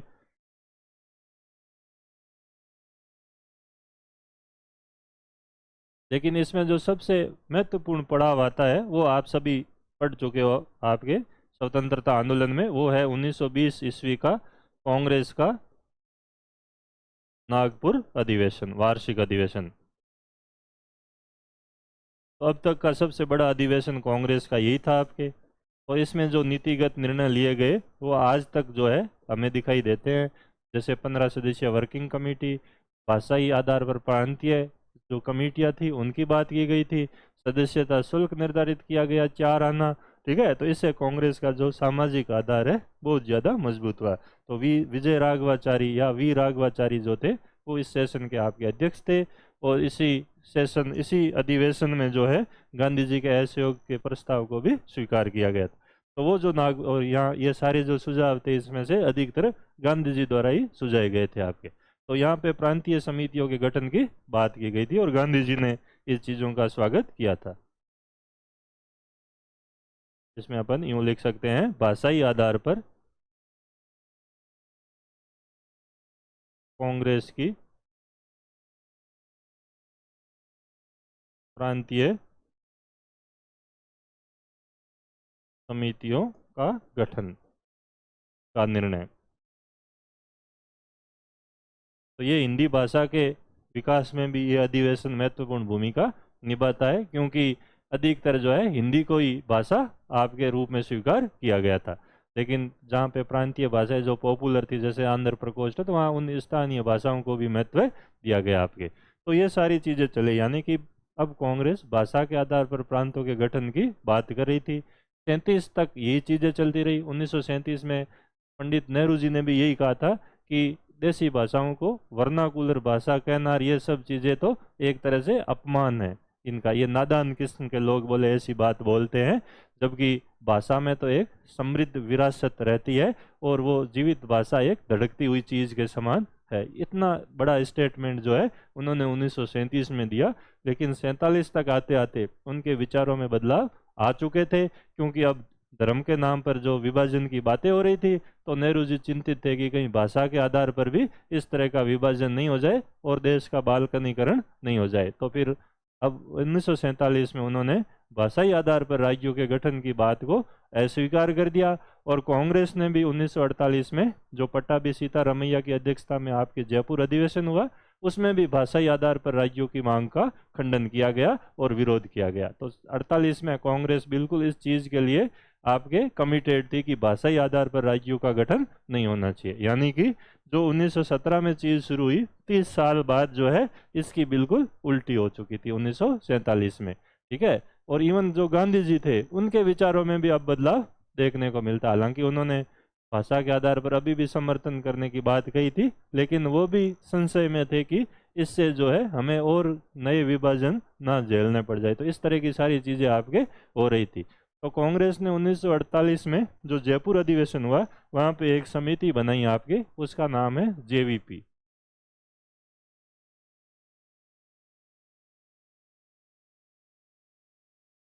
1948, ठीक है। और इसके जो अध्यक्ष थे वो आपके थे पट्टाभी सीतारमैया, जिन्होंने कांग्रेस का इतिहास लिखा है, 2 वॉल्यूम है।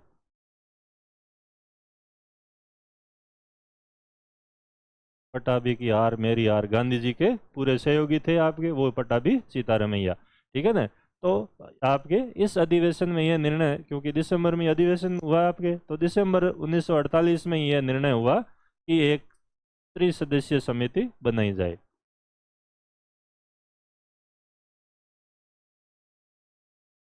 त्रिसदस्यीय समिति में इस समिति का नाम था जेवीपी।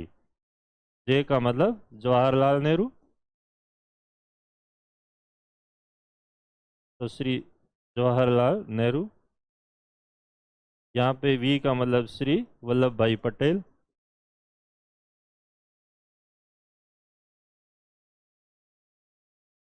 और पी का मतलब है श्री पट्टाभी सीतारमैया।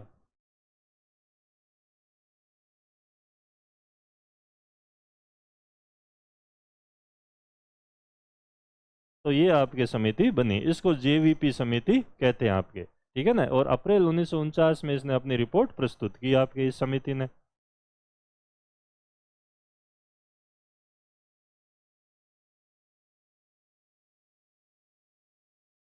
और इस रिपोर्ट में ये कहा गया कि भैया भाषा के आधार पर राज्यों का गठन नहीं होना, यानी कि एक तरीके से इस चीज़ को इन्होंने अस्वीकार कर दी। भाषा एक जोड़ने वाली शक्ति है, न कि तोड़ने वाली, ठीक है ना। और हम उसको तोड़ने वाली शक्ति नहीं बनाए ना चाहते, ये बात आपकी इस समिति ने कही, ठीक है। जब ये बात कही तो अब कुछ आंदोलन शुरू होने लगे भारत में भाषा के आधार पर राज्यों की मांग को लेकर आपके।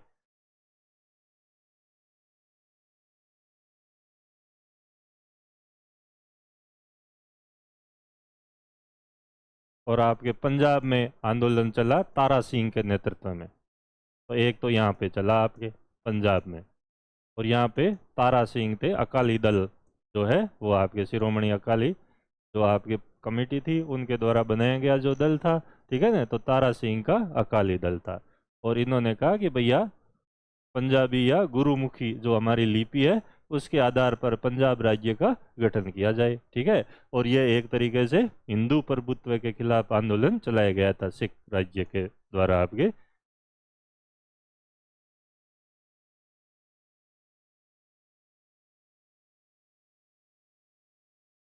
खिलाफ आंदोलन चला आपके पंजाब वाले भाग में। और उधर पटियाला और जो पूर्वी पंजाब के आपके स्टेट थे जिनको पेप्सू कहा जाता था वो अलग थे, और बाकी पंजाब में आपके ये आंदोलन चला। इसमें ऊंची जाति के जो किसान थे वो तारा सिंह के समर्थक थे, ठीक है ना। लेकिन बाद में इनको ज़्यादा समर्थन नहीं मिला, तो जब पहले चुनाव हुए तो उसमें ये पार्टी 1951 में अकाली दल को बहुत ही कम सीटों से ही संतुष्ट रहना पड़ा। तो फिर यहाँ पर ये बातें काम नहीं कर पाई। बाद में जब आपके पेप्सू को पंजाब में मिलाकर राज्य पुनर्गठन आयोग जो था उसने अलग राज्य बनाया, वो बात अपन आगे करेंगे। तो यहाँ पे एक तो आंदोलन की बात ये थी। दूसरा जो मेन मुद्दा था वो आंध्र प्रदेश में था आपके, और यहाँ पे तेलुगु भाषा के आधार पर राज्य की मांग थी।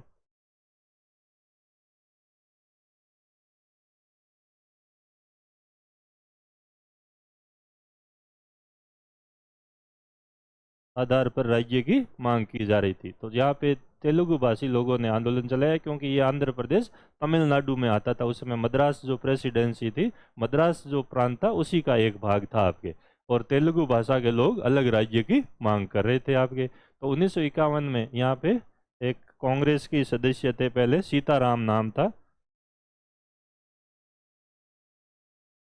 बाद में सन्यासी बन गए थे। सीताराम ने अनशन शुरू किया यहाँ पे। अनशन जब इन्होंने शुरू किया तो विनोबा भावे गए और उन्होंने इनका अनशन समाप्त करवाया आपके।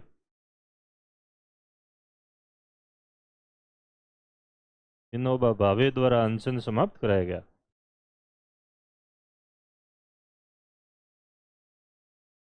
तो सीताराम ने अनशन तोड़ दिया। ठीक है, बाद में जब बड़ा अनशन हुआ वो आपके खतरनाक था। ठीक है ना।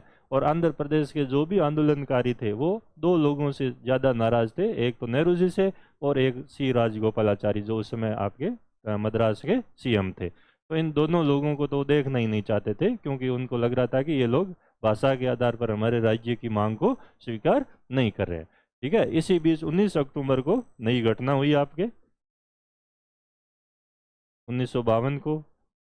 ठीक है।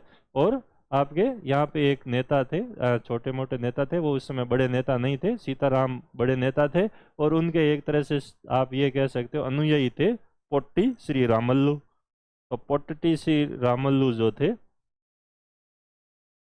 इन्होंने यहाँ पर आमरण अनशन शुरू किया।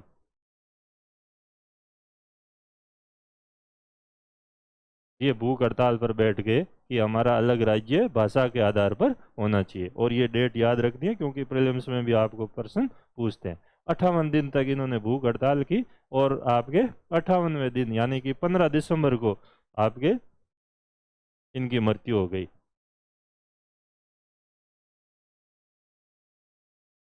58 दिवस की भूख हड़ताल के बाद। तो अब पूरे आपके आंध्र प्रदेश में आंदोलन भड़क उठा आपके।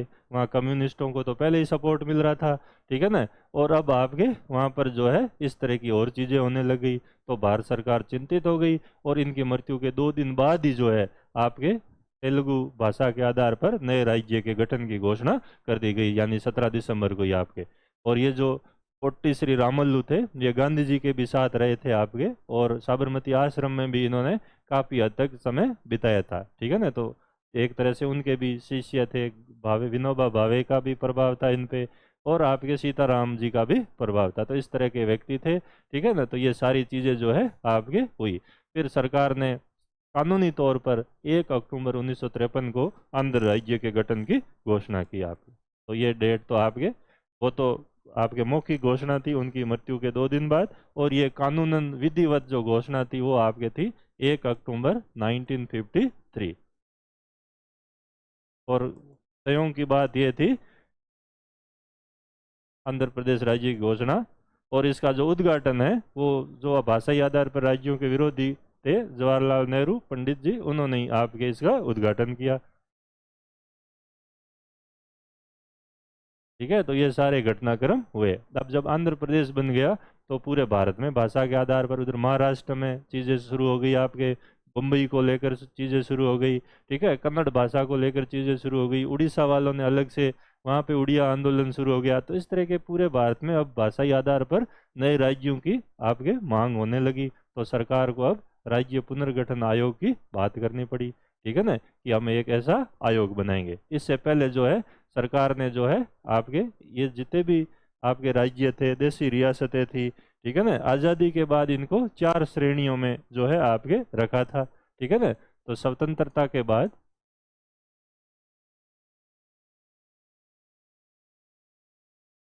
सभी राज्यों रियासतों को, तो पुनर्गठन से पहले ये पृष्ठभूमि अपने को थोड़ी देख लेनी है। ठीक है ना। सभी राज्यों रियासतों को 4 श्रेणियों में विभाजित किया था।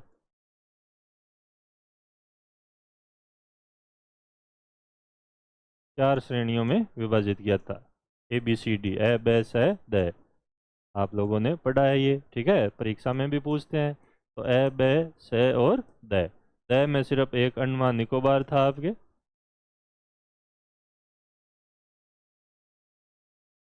बाकी यहाँ पे केंद्र प्रदेश थे, जैसे अजमेर है आपके।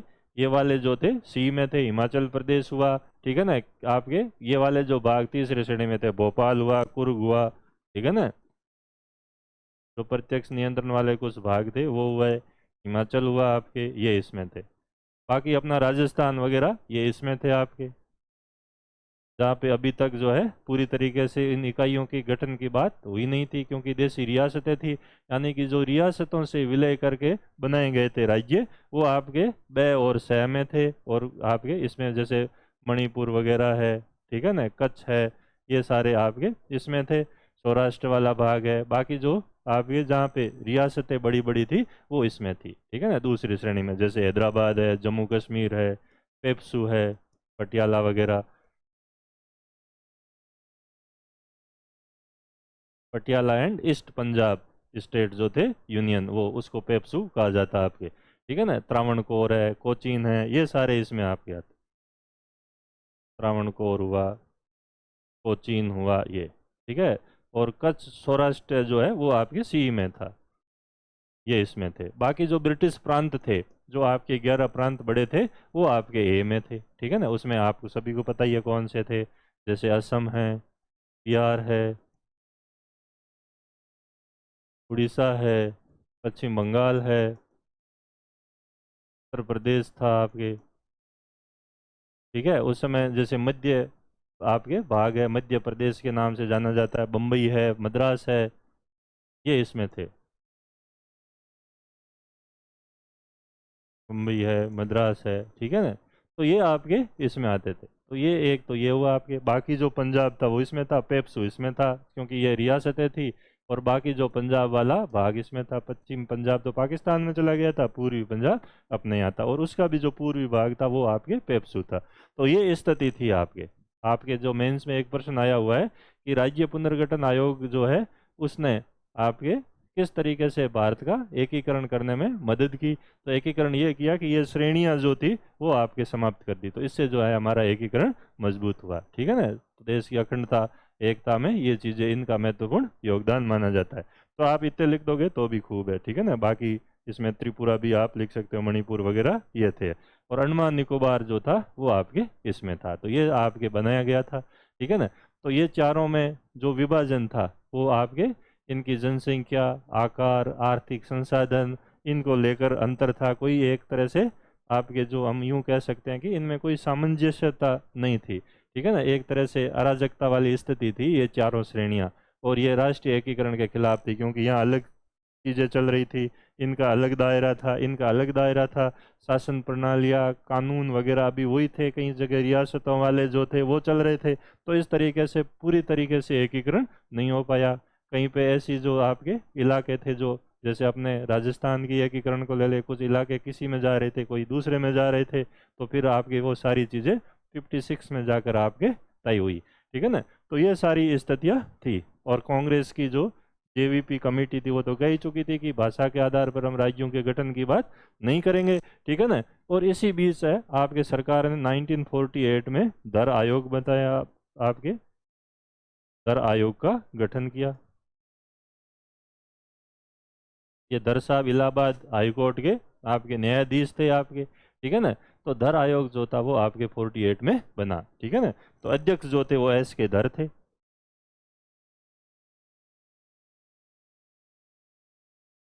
एस के दर। और ये इलाहाबाद न्यायालय के सेवानिवृत्त न्यायाधीश थे आपके। अन्य सदस्य जो थे वो आपके संविधान सभा के सदस्य, ठीक है ना। एक तो आपके संविधान सभा के सदस्य और हंटर कमेटी के भी सदस्य रहे हुए थे। जगत नारायण आप सभी जानते हो, एक वकील थे पेशे से, ये मध्य भारत के, ठीक है ना। तो एक तो ये थे, और दूसरे थे पन्ना लाल। तो दो और सदस्य थे आप। ये नाम प्रीलिम्स में पूछते हैं, आपको ध्यान रखने हैं। तो एक पन्नालाल और एक जगत नारायण। अध्यक्ष हो गए एस के धर, यानी 3 सदस्यीय ये आयोग बनाया। इस आयोग की भी सिफारिश यही थी। इसने अक्टूबर 1948 में अपनी रिपोर्ट दे दी थी आपके। तो जेवीपी कमेटी से पहले ही जो है ये आयोग आपके बैठाया जा चुका था और इसने अपनी रिपोर्ट दे दी थी। बाद में जेवीपी समिति आई और इसने भी यही कहा था कि भाषाई आधार पर राज्यों का पुनर्गठन संभव नहीं है, प्रशासनिक सुविधाओं के आधार पर जरूर किया जा सकता है। प्रशासनिक सुविधाओं के आधार पर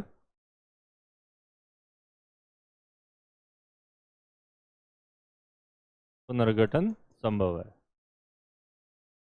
तो इसमें इस चीज़ पर जोर दिया गया और बाद में जो आपके जेवीपी समिति थी उसने भी यही बातें आपके दोहराई। ठीक है। इन सभी के बीच में फिर सरकार को जब आंध्र प्रदेश में ऐसे मुद्दे हो गए आपके, पोट्टी श्री रामुलु के द्वारा भूख हड़ताल की गई और जब आपके 15 दिसंबर को उनकी मृत्यु हो गई 1952 में, और सरकार ने जब आंध्र प्रदेश राज्य की घोषणा की तो फिर भारत में अलग जगह पर इसी तरह के आंदोलन चले तो फिर सरकार को मजबूरन राज्य पुनर्गठन आयोग गठित करना पड़ा आपके। तो राज्य पुनर्गठन आयोग की पृष्ठभूमि ये है आपके।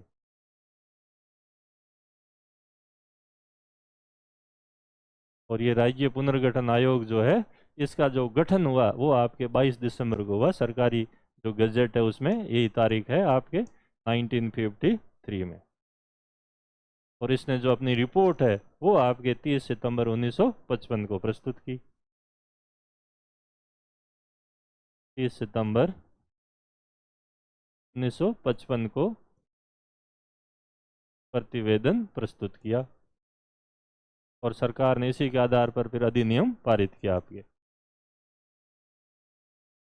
इस आयोग ने जो है इसमें आपके 3 सदस्य थे। न्यायाधीश श्री फजल अली साहब इसके अध्यक्ष थे, जस्टिस फजल अली ये आपके थे। हालांकि यहाँ पर वैसा कोई आपके भेदभाव नहीं था, लेकिन इनको अध्यक्ष बनाया गया था, सभी को बराबर अधिकार ही थे। ठीक है। दूसरे के एम पणिकर साहब थे, दीवान बीकानेर वाले आपके।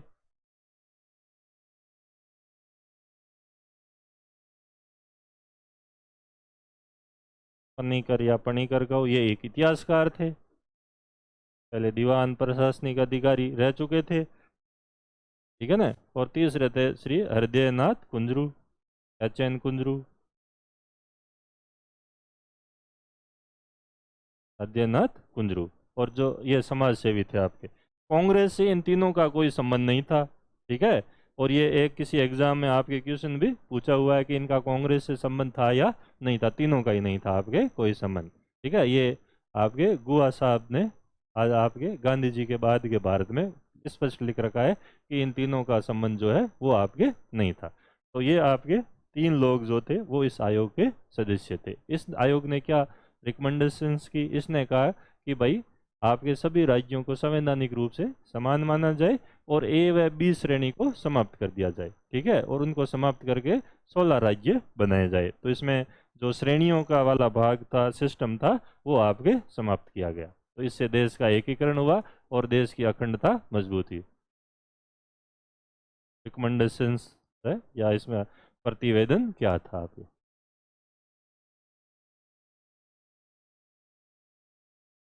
तो ए व श्रेणी के भेद को समाप्त किया जाए, समाप्त किया जाए। संवैधानिक रूप से भारत के सभी राज्य बराबर है, चाहे किसी की जनसंख्या छोटी हो बड़ी हो, इससे कोई फर्क नहीं पड़ता।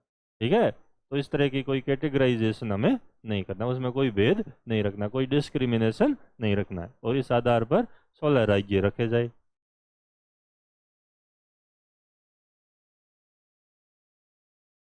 और जो तीसरे में थे आपके छोटे जो आपके यूनिट थी, कोई एजेंसियों के रूप में थी प्रशासनिक, उनको बोले समीपवर्ती राज्यों में मिला दिया जाए आपके। ठीक है। दिल्ली, मणिपुर और अंडमान निकोबार, इन तीनों को केंद्र शासित के रूप में रखा जाए और बाकियों को जो है वो आपके समीपवर्ती राज्यों में मिला दिया जाए।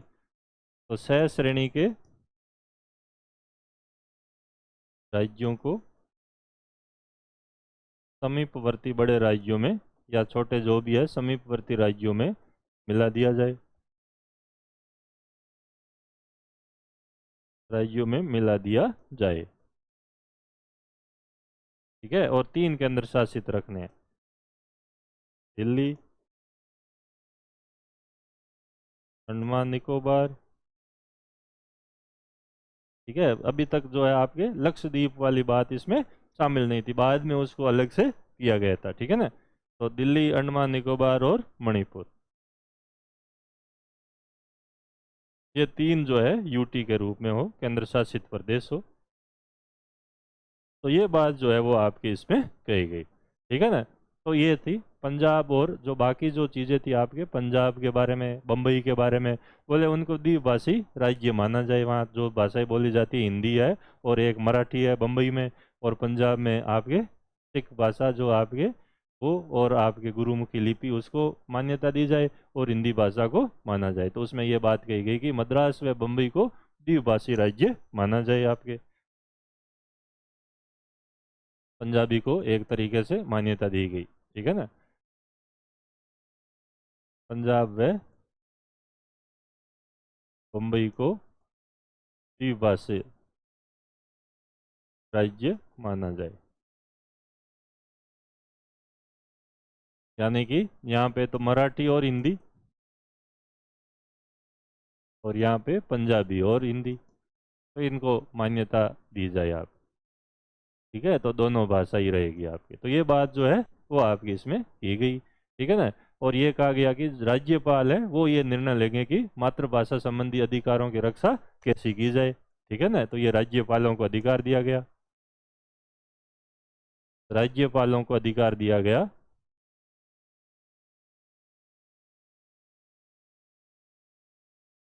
कि वे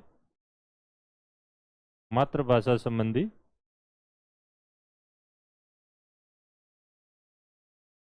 अधिकारों की रक्षा करें, अधिकारों की रक्षा करे। तो ये बात जो है ये आपके इनको दी गई।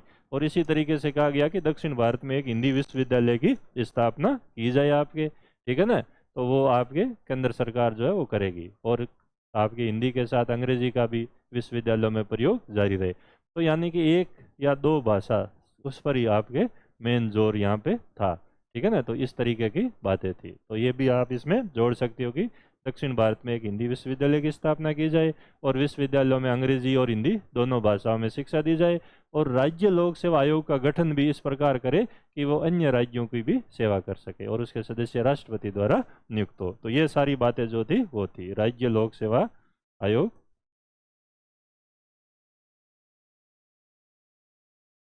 का इस प्रकार गठन किया जाए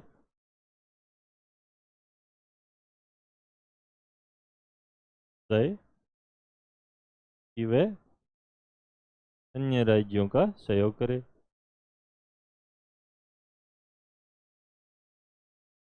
और इसके जो सदस्य है वो राष्ट्रपति द्वारा नियुक्त हो।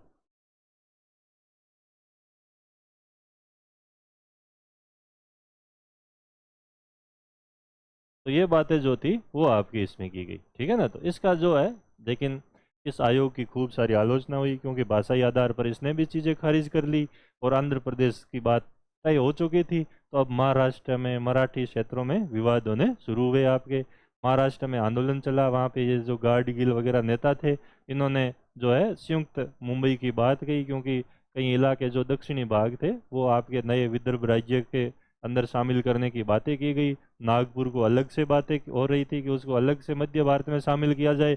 तो इन सब कारणों से महाराष्ट्र में अब एक बड़ा आंदोलन जो है वो आपके शुरू हुआ, जैसा पहले आंध्र प्रदेश में शुरू हुआ था। तो इस तरीके की ये चीजें थी आपके। जब भाषा को एकमात्र आधार नहीं माना गया तो फिर अब विवाद की स्थिति शुरू हुई। तो अब आपको ये पूछ सकते हैं कि राज्य पुनर्गठन जो आयोग है उसकी उपलब्धियों का मूल्यांकन करो, तो आपको यहाँ पे बताना है कि इसकी उपलब्धियों का मूल्यांकन क्या है। तो इसमें तो पहला तो यह कि केवल भाषा के आधार पर भाषा के साथ दूसरे भी आधार हो सकते हैं, दूसरे भी आधार होंगे जैसे प्रशासनिक सुविधा, ये सारी चीज, लेकिन केवल भाषा आधार नहीं होगी। केवल भाषा के आधार पर राज्यों के पुनर्गठन की बात अस्वीकृत। तो इससे असंतोष बढ़ा भारत में। पर्टिकुलर जो है महाराष्ट्र में सबसे बड़ा जो आंदोलन है वो आपके हुआ आपके, ठीक है ना। तो इसमें यह था कि भाई हमारे लिए राष्ट्र हित सर्वोपरि है, ठीक है ना। तो असंतोष बढ़ा, लेकिन इसने राष्ट्र हित को प्राथमिकता दी आपके, क्योंकि हम नहीं चाहते थे कि वापस वैसा विभाजन हो जो धर्म के आधार पर हुआ। तो राष्ट्र हित को प्राथमिकता दी गई आपकी। तो एक तो इसकी उपलब्धि ये थी आपके, महत्वपूर्ण चीज, ठीक है ना। दूसरा था कि भाई ज्यादा संख्या में छोटे छोटे राज्य अगर बन गए तो इससे भी जो है आपके दिक्कतें होनी है, प्रशासनिक असुविधा होगी अगर बहुत ज्यादा राज्य बन गए तो, ठीक है ना। तो वो भी चीज इसमें थी। छोटे छोटे राज्यों की मांग अस्वीकृत, मिला के 16 की बात थी, बाकी जो मांगे थी वो आपके क्या हो गई, अस्वीकृत हो गई, ठीक है ना। तो ये आपके, और इसमें ज़्यादा ऐतिहासिक परंपराओं को और इन भाषाओं को और विविधताओं को और ज़्यादा महत्व नहीं दिया। आपके आयोग ने तो कोशिश की कि एक बैलेंस बना रहे देश में, ठीक है, कुछ हद तक बातें मान भी ली जाए और ज़्यादा छोटे छोटे और भी राज्य भी ना बने। लेकिन जब इसकी रिपोर्ट प्रकाशित हुई तो एक तरह से वापस वैसे ही दंगे होने शुरू हुए आपके। सिख प्रांत के गठन की भी बात जो है इसमें अस्वीकृत कर दी गई, ठीक है ना। और संयुक्त महाराष्ट्र की मांग का भी अनुमोदन नहीं किया, क्योंकि दूर के इलाके जो थे मराठी भाषी के, उनको एक अलग से विदर्भ प्रांत बनाने की बात की गई। तो ये सारे मुद्दे थे जिसकी वजह से आपके दंगे जैसी स्थितियां पैदा हुई। जब और महाराष्ट्र में तो जो है मुख्यमंत्री तक को हटाना पड़ा आपके, ठीक है ना। तो इस तरह की सारी चीजें हुई, तो आखिर में जो मोरारजी देसाई थे मुख्यमंत्री महाराष्ट्र के, तो उनको अपने पद से इस्तीफा देना पड़ा। फिर जो गाडगिल आए और उन्होंने चीजें आपके संभाली। आखिर में जब राज्य पुनर्गठन अधिनियम 1 नवंबर 1956 को सरकार को फिर लाना पड़ा और उसमें कई महत्वपूर्ण प्रावधान करने पड़े आपके।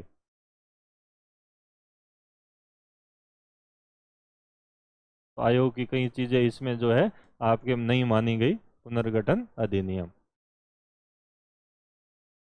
और ये आपके 1 नवंबर 1956 को आया आपके, ठीक है। अपने राजस्थान का भी अपन पढ़ते इसी समय एकीकरण पूरा हुआ। और इसमें 14 राज्य और 6 संघ शासित क्षेत्रों की बात हुई आपकी। वहाँ 3 थी, आयोग ने तो 3 की गई थी, और इसमें आपके 6 संघ शासित प्रदेश यूनियन टेरिटरी की बात की गई, ठीक है। तो ये आपके इसमें हैदराबाद का जो तेलंगाना प्रदेश है वो आंध्र राज्य में मिला दिया गया आपके, ठीक है। तो कुछ प्रावधान जो है इसमें किए गए आपके, यानी आंध्र राज्य में तेलंगाना शामिल। अब जाके तेलंगाना अलग राज्य बना आपके, ठीक है। तो ये इसी अधिनियम के तहत आपके शामिल किया गया था। तो तब से फिर तेलंगाना वाले भी बाद में नई मांगे करने लगे आपके, ठीक है। इधर जो है त्रावणकोर और इनको मिलाकर केरल नामक नए राज्य का गठन, मद्रास प्रांत से अलग करके का गठन किया गया। इसी तरीके से जो है आपके मैसूर राज्य का गठन, बाद में नाम कर्नाटक रखा गया। तो इसमें कुर्ग वगैरह जो ये इलाके थे वो आपके इसमें शामिल किए गए, ठीक है। कुछ बम्बई के इलाके, कुछ मद्रास के, ठीक है। तो बम्बई, मद्रास, हैदराबाद,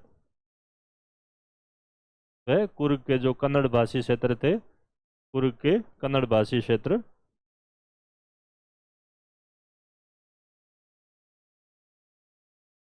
इसमें शामिल किए गए।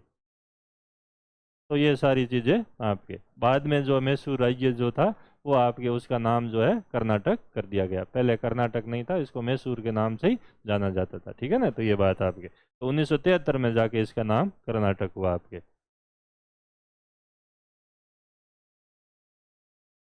पहले ये मैसूर के नाम से ही जाना गया आपके, ठीक है। तो ये सारी चीज़ें इसी तरह से बम्बई राज्य का विस्तार किया गया, उसमें कच्छ और सौराष्ट्र की रियासतें और बाकी जो मराठी इलाके वो भी, और नागपुर को अब मध्य प्रांत की जगह इसमें शामिल किया गया, यानी कि बम्बई राज्य, अभी महाराष्ट्र नाम नहीं था, अभी इसका नाम भी बम्बई राज्य था आपके।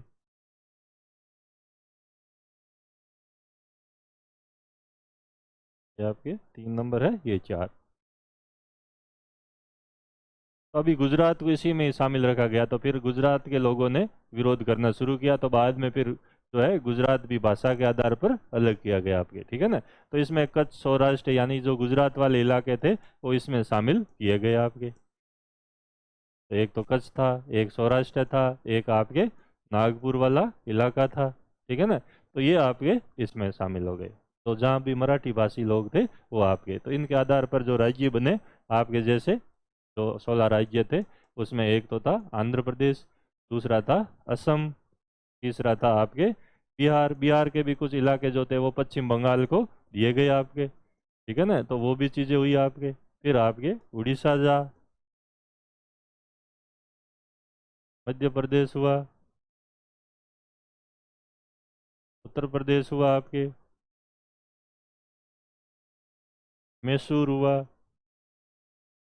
केरला हुआ, इसी तरह मुंबई था, मुंबई राज्य, ठीक है, मद्रास राज्य, बाद में नाम तमिलनाडु हुआ आपके, ठीक है ना। तो आंध्र प्रदेश और ये आपके, तो इस तरीके से राज्यों के गठन की जो बात है वो आपके आई। उधर जो है पंजाब में पेप्सू वाले मिला दिए गए, पटियाला वगैरह, तो वो आपके पंजाब का भाग पूरा हो गया आपके। तो पेप्सू का विलय हुआ इसमें, पटियाला और पूर्वी पंजाब के जो राज्य थे वो आपके, ठीक है ना। तो ये तो मद्रास जो राज्य था 1964 में जो है इसका नाम तमिलनाडु किया गया, जैसे 73 में आपके राज्य का नाम कर्नाटक किया गया, तो 1964 में जो है आपके इसका नाम जो है वो तमिलनाडु हुआ। नाडु जो है वो आपको पता ही है, चोलों के समय से ही जो है जिलों को, प्रांतों को कहा जाता था आपके, ठीक है, नाडु, वलनाडु। तो इस तरीके से यही नाम रखा गया आपके। फिर अपने सिरोही जो है राजस्थान में आया, और वो भी आप लोगों के क्वेश्चन आया हुआ है कि सिरोही के विलय की क्या क्या समस्याएं थी, ठीक है ना। तो हमारे राजस्थान का एकीकरण भी पूरा हुआ आपके। तो सिरोही जो था वो आपके माउंट आबू वाला इलाका गुजरात से जो है राजस्थान वाले भाग में शामिल किया गया, अजमेर भी इसमें शामिल हुआ, ठीक है ना। तो राजस्थान वाली जो बात है वो अपनी पूरी एकीकरण की कंप्लीट बात होती है, ठीक है। तो ये आपके कुछ जो है जिनकी बात मैंने आपके की। बाकी जम्मू कश्मीर जो था वो अलग से राज्य बनाया गया आपके। मध्य भारत, मध्य प्रदेश में विंध्य प्रदेश है, भोपाल है, मध्य भारत है, ये सब मिल के जो है वो बना आपके, ठीक है ना। तो J&K भी जो है वो आपके बना, ठीक है। तो इस तरीके से अपन इनको देख सकते हैं। तो ये आपके मुख्यतः जो राज्यों की बात थी, 14 राज्यों की, 16 की नहीं, 14 राज्यों की और 6 संघ शासित प्रदेशों की। तो 14 राज्य ये थे। 6 जो संघ शासित प्रदेश थे आपके, उसमें आप लोगों को पता है कि 3 तो थे ही, ठीक है। एक तो आपका मणिपुर था, दिल्ली था, अंडमान निकोबार था, तो 3 तो पहले से ही थे। फिर आपके हिमाचल प्रदेश और त्रिपुरा, इन दोनों को, और जो लक्षद्वीप, अमीन द्वीप और आपके मिनिकॉय थे उनको इसी नाम से शामिल किया गया। तो ये 6 हो गए। बाद में नाम जो है 1973 में लक्षद्वीप रखा गया, पहले वो तीनों नामों से ही आपके जाना जाता था। तो ये 6 हो गए आपके संघ शासित प्रदेश, यानी 14 राज्य और 6 संघ शासित प्रदेशों की बात थी। फिर 66 में हरियाणा बना पंजाब से अलग करके, ठीक है। 71 में हिमाचल प्रदेश को अलग राज्य बनाया गया। 89 में आपके 87 में गोवा को अलग राज्य है। फिर सिक्किम का विलय हुआ। तो इस तरीके से फिर वो चीज़ें आई आपके भारत में, ठीक है। फिर 2000 में जो है झारखंड, छत्तीसगढ़ और ये राज्य बने आपके, ठीक है ना। और फिर लास्ट में जो है वो आपके तेलंगाना की बात आई आपके। तो हम इस तरीके से देखते हैं कि अपने यहाँ जो आपके राज्यों के निर्माण की जो प्रक्रिया थी वो आपके किस तरीके से चली, और उनका जो है एकीकरण जो है किस प्रक्रिया में पूरा होता है। तो 14 राज्य और 6 की बात इसने भी कही, और उसने 14 राज्य और 3 की बात कही आपके आयोग ने, ठीक है ना। तो एक तरह से देश का एकीकरण इस तरीके से किया गया, और फिर आगे चलकर भी भाषाई आधार पर राज्यों का पुनर्गठन किया गया। फिर जो कुछ इलाके थे आपके पुर्तगालियों के नियंत्रण में थे, तो उन इलाकों को खाली कराया गया, फ्रांस वालों से खाली कराया गया, और पांडिचेरी वगैरह को और फिर केंद्र शासित प्रदेश के रूप में मान्यता दी गई आपके। तो ये सारी चीज़ें जो है वो आपके, तो 2000 में 3 राज्य बने थे। फिर इसके बाद आपके गोवा के बाद 87 में गोवा बना था, और गोवा के बाद जो हमारे 3 राज्य बने थे 2000 में वो थे आपके उत्तराखंड, झारखंड और छत्तीसगढ़। तो 87 के बाद 13 साल बाद नया राज्य बना था, और फिर आपके तेलंगाना बना। तो इस तरीके से हमारे देश के जो एकीकरण की, राजनीतिक एकीकरण की प्रक्रिया पूरी होती है आपके। तो देशी रियासतों का हमने इस क्लास में पढ़ा कि कैसे तो रजवाड़ों में समस्या ही पूरी हुई, शुरू हुई, और उन समस्याओं का कैसे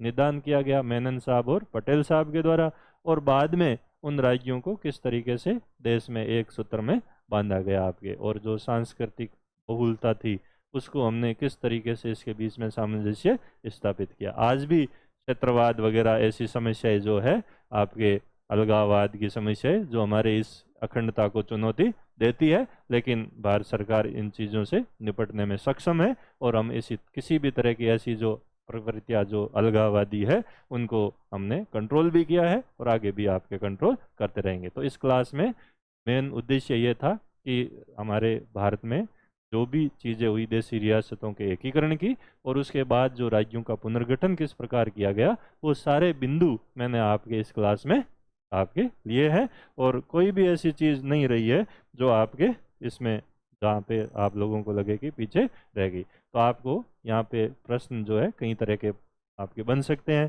ठीक है। वो है कि देशी रियासतों के एकीकरण में 100 शब्दों में क्वेश्चन आ सकता है। एकीकरण में पटेल व मेनन की भूमिका स्पष्ट करो। सीपी मेनन की भूमिका स्पष्ट करो।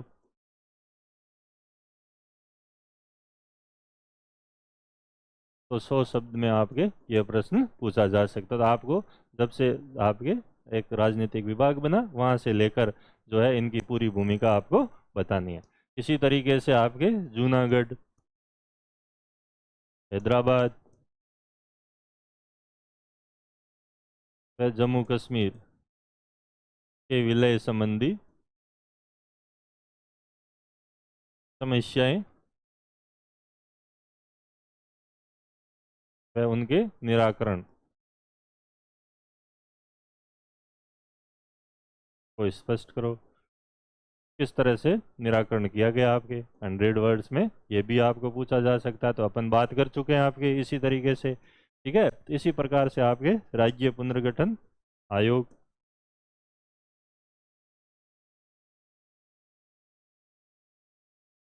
किस प्रकार या अधिनियम राष्ट्रीय एकीकरण में सहायक बना। राष्ट्रीय एकीकरण में सहायक बना, स्पष्ट करो। तो आपके ये भी क्वेश्चन आ सकता है 100 वर्ड्स में, 50 में आपके ऐसा पूछा भी गया है, ठीक है ना। तो इस तरह की जो चीज़ें हैं आपको पूछी जा सकती है आपके, या फिर आपको ये पूछ सकते हैं कि राज्य पुनर्गठन की पृष्ठभूमि बताओ, तो वो भी आपके 50 शब्दों में आपको समिति के बारे में, धर आयोग के बारे में, ठीक है ना, राज्य पुनर्गठन आयोग के बारे में, उसकी संरचना और संस्तुतियों के बारे में भी आपको प्रश्न जो है वो आपके पूछा जा सकता है, ठीक है ना। या फिर आज़ादी के बाद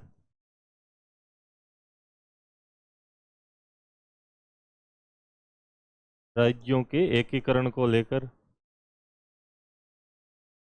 तो इसमें ABCD चारों वो आपको बताने हैं, लेकर क्या समस्याएं प्रस्तुत हुई तथा उनका निराकरण किस प्रकार किया गया।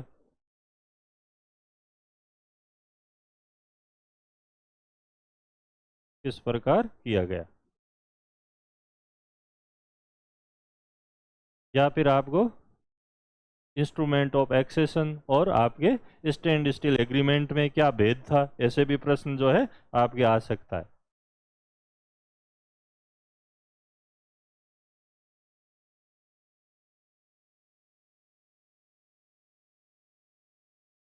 एक्सेशन या विलय पत्र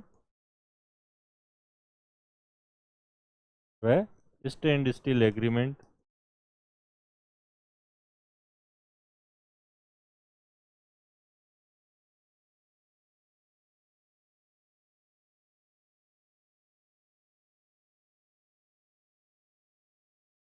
कौन सा ज़्यादा प्रभावी साबित हुआ।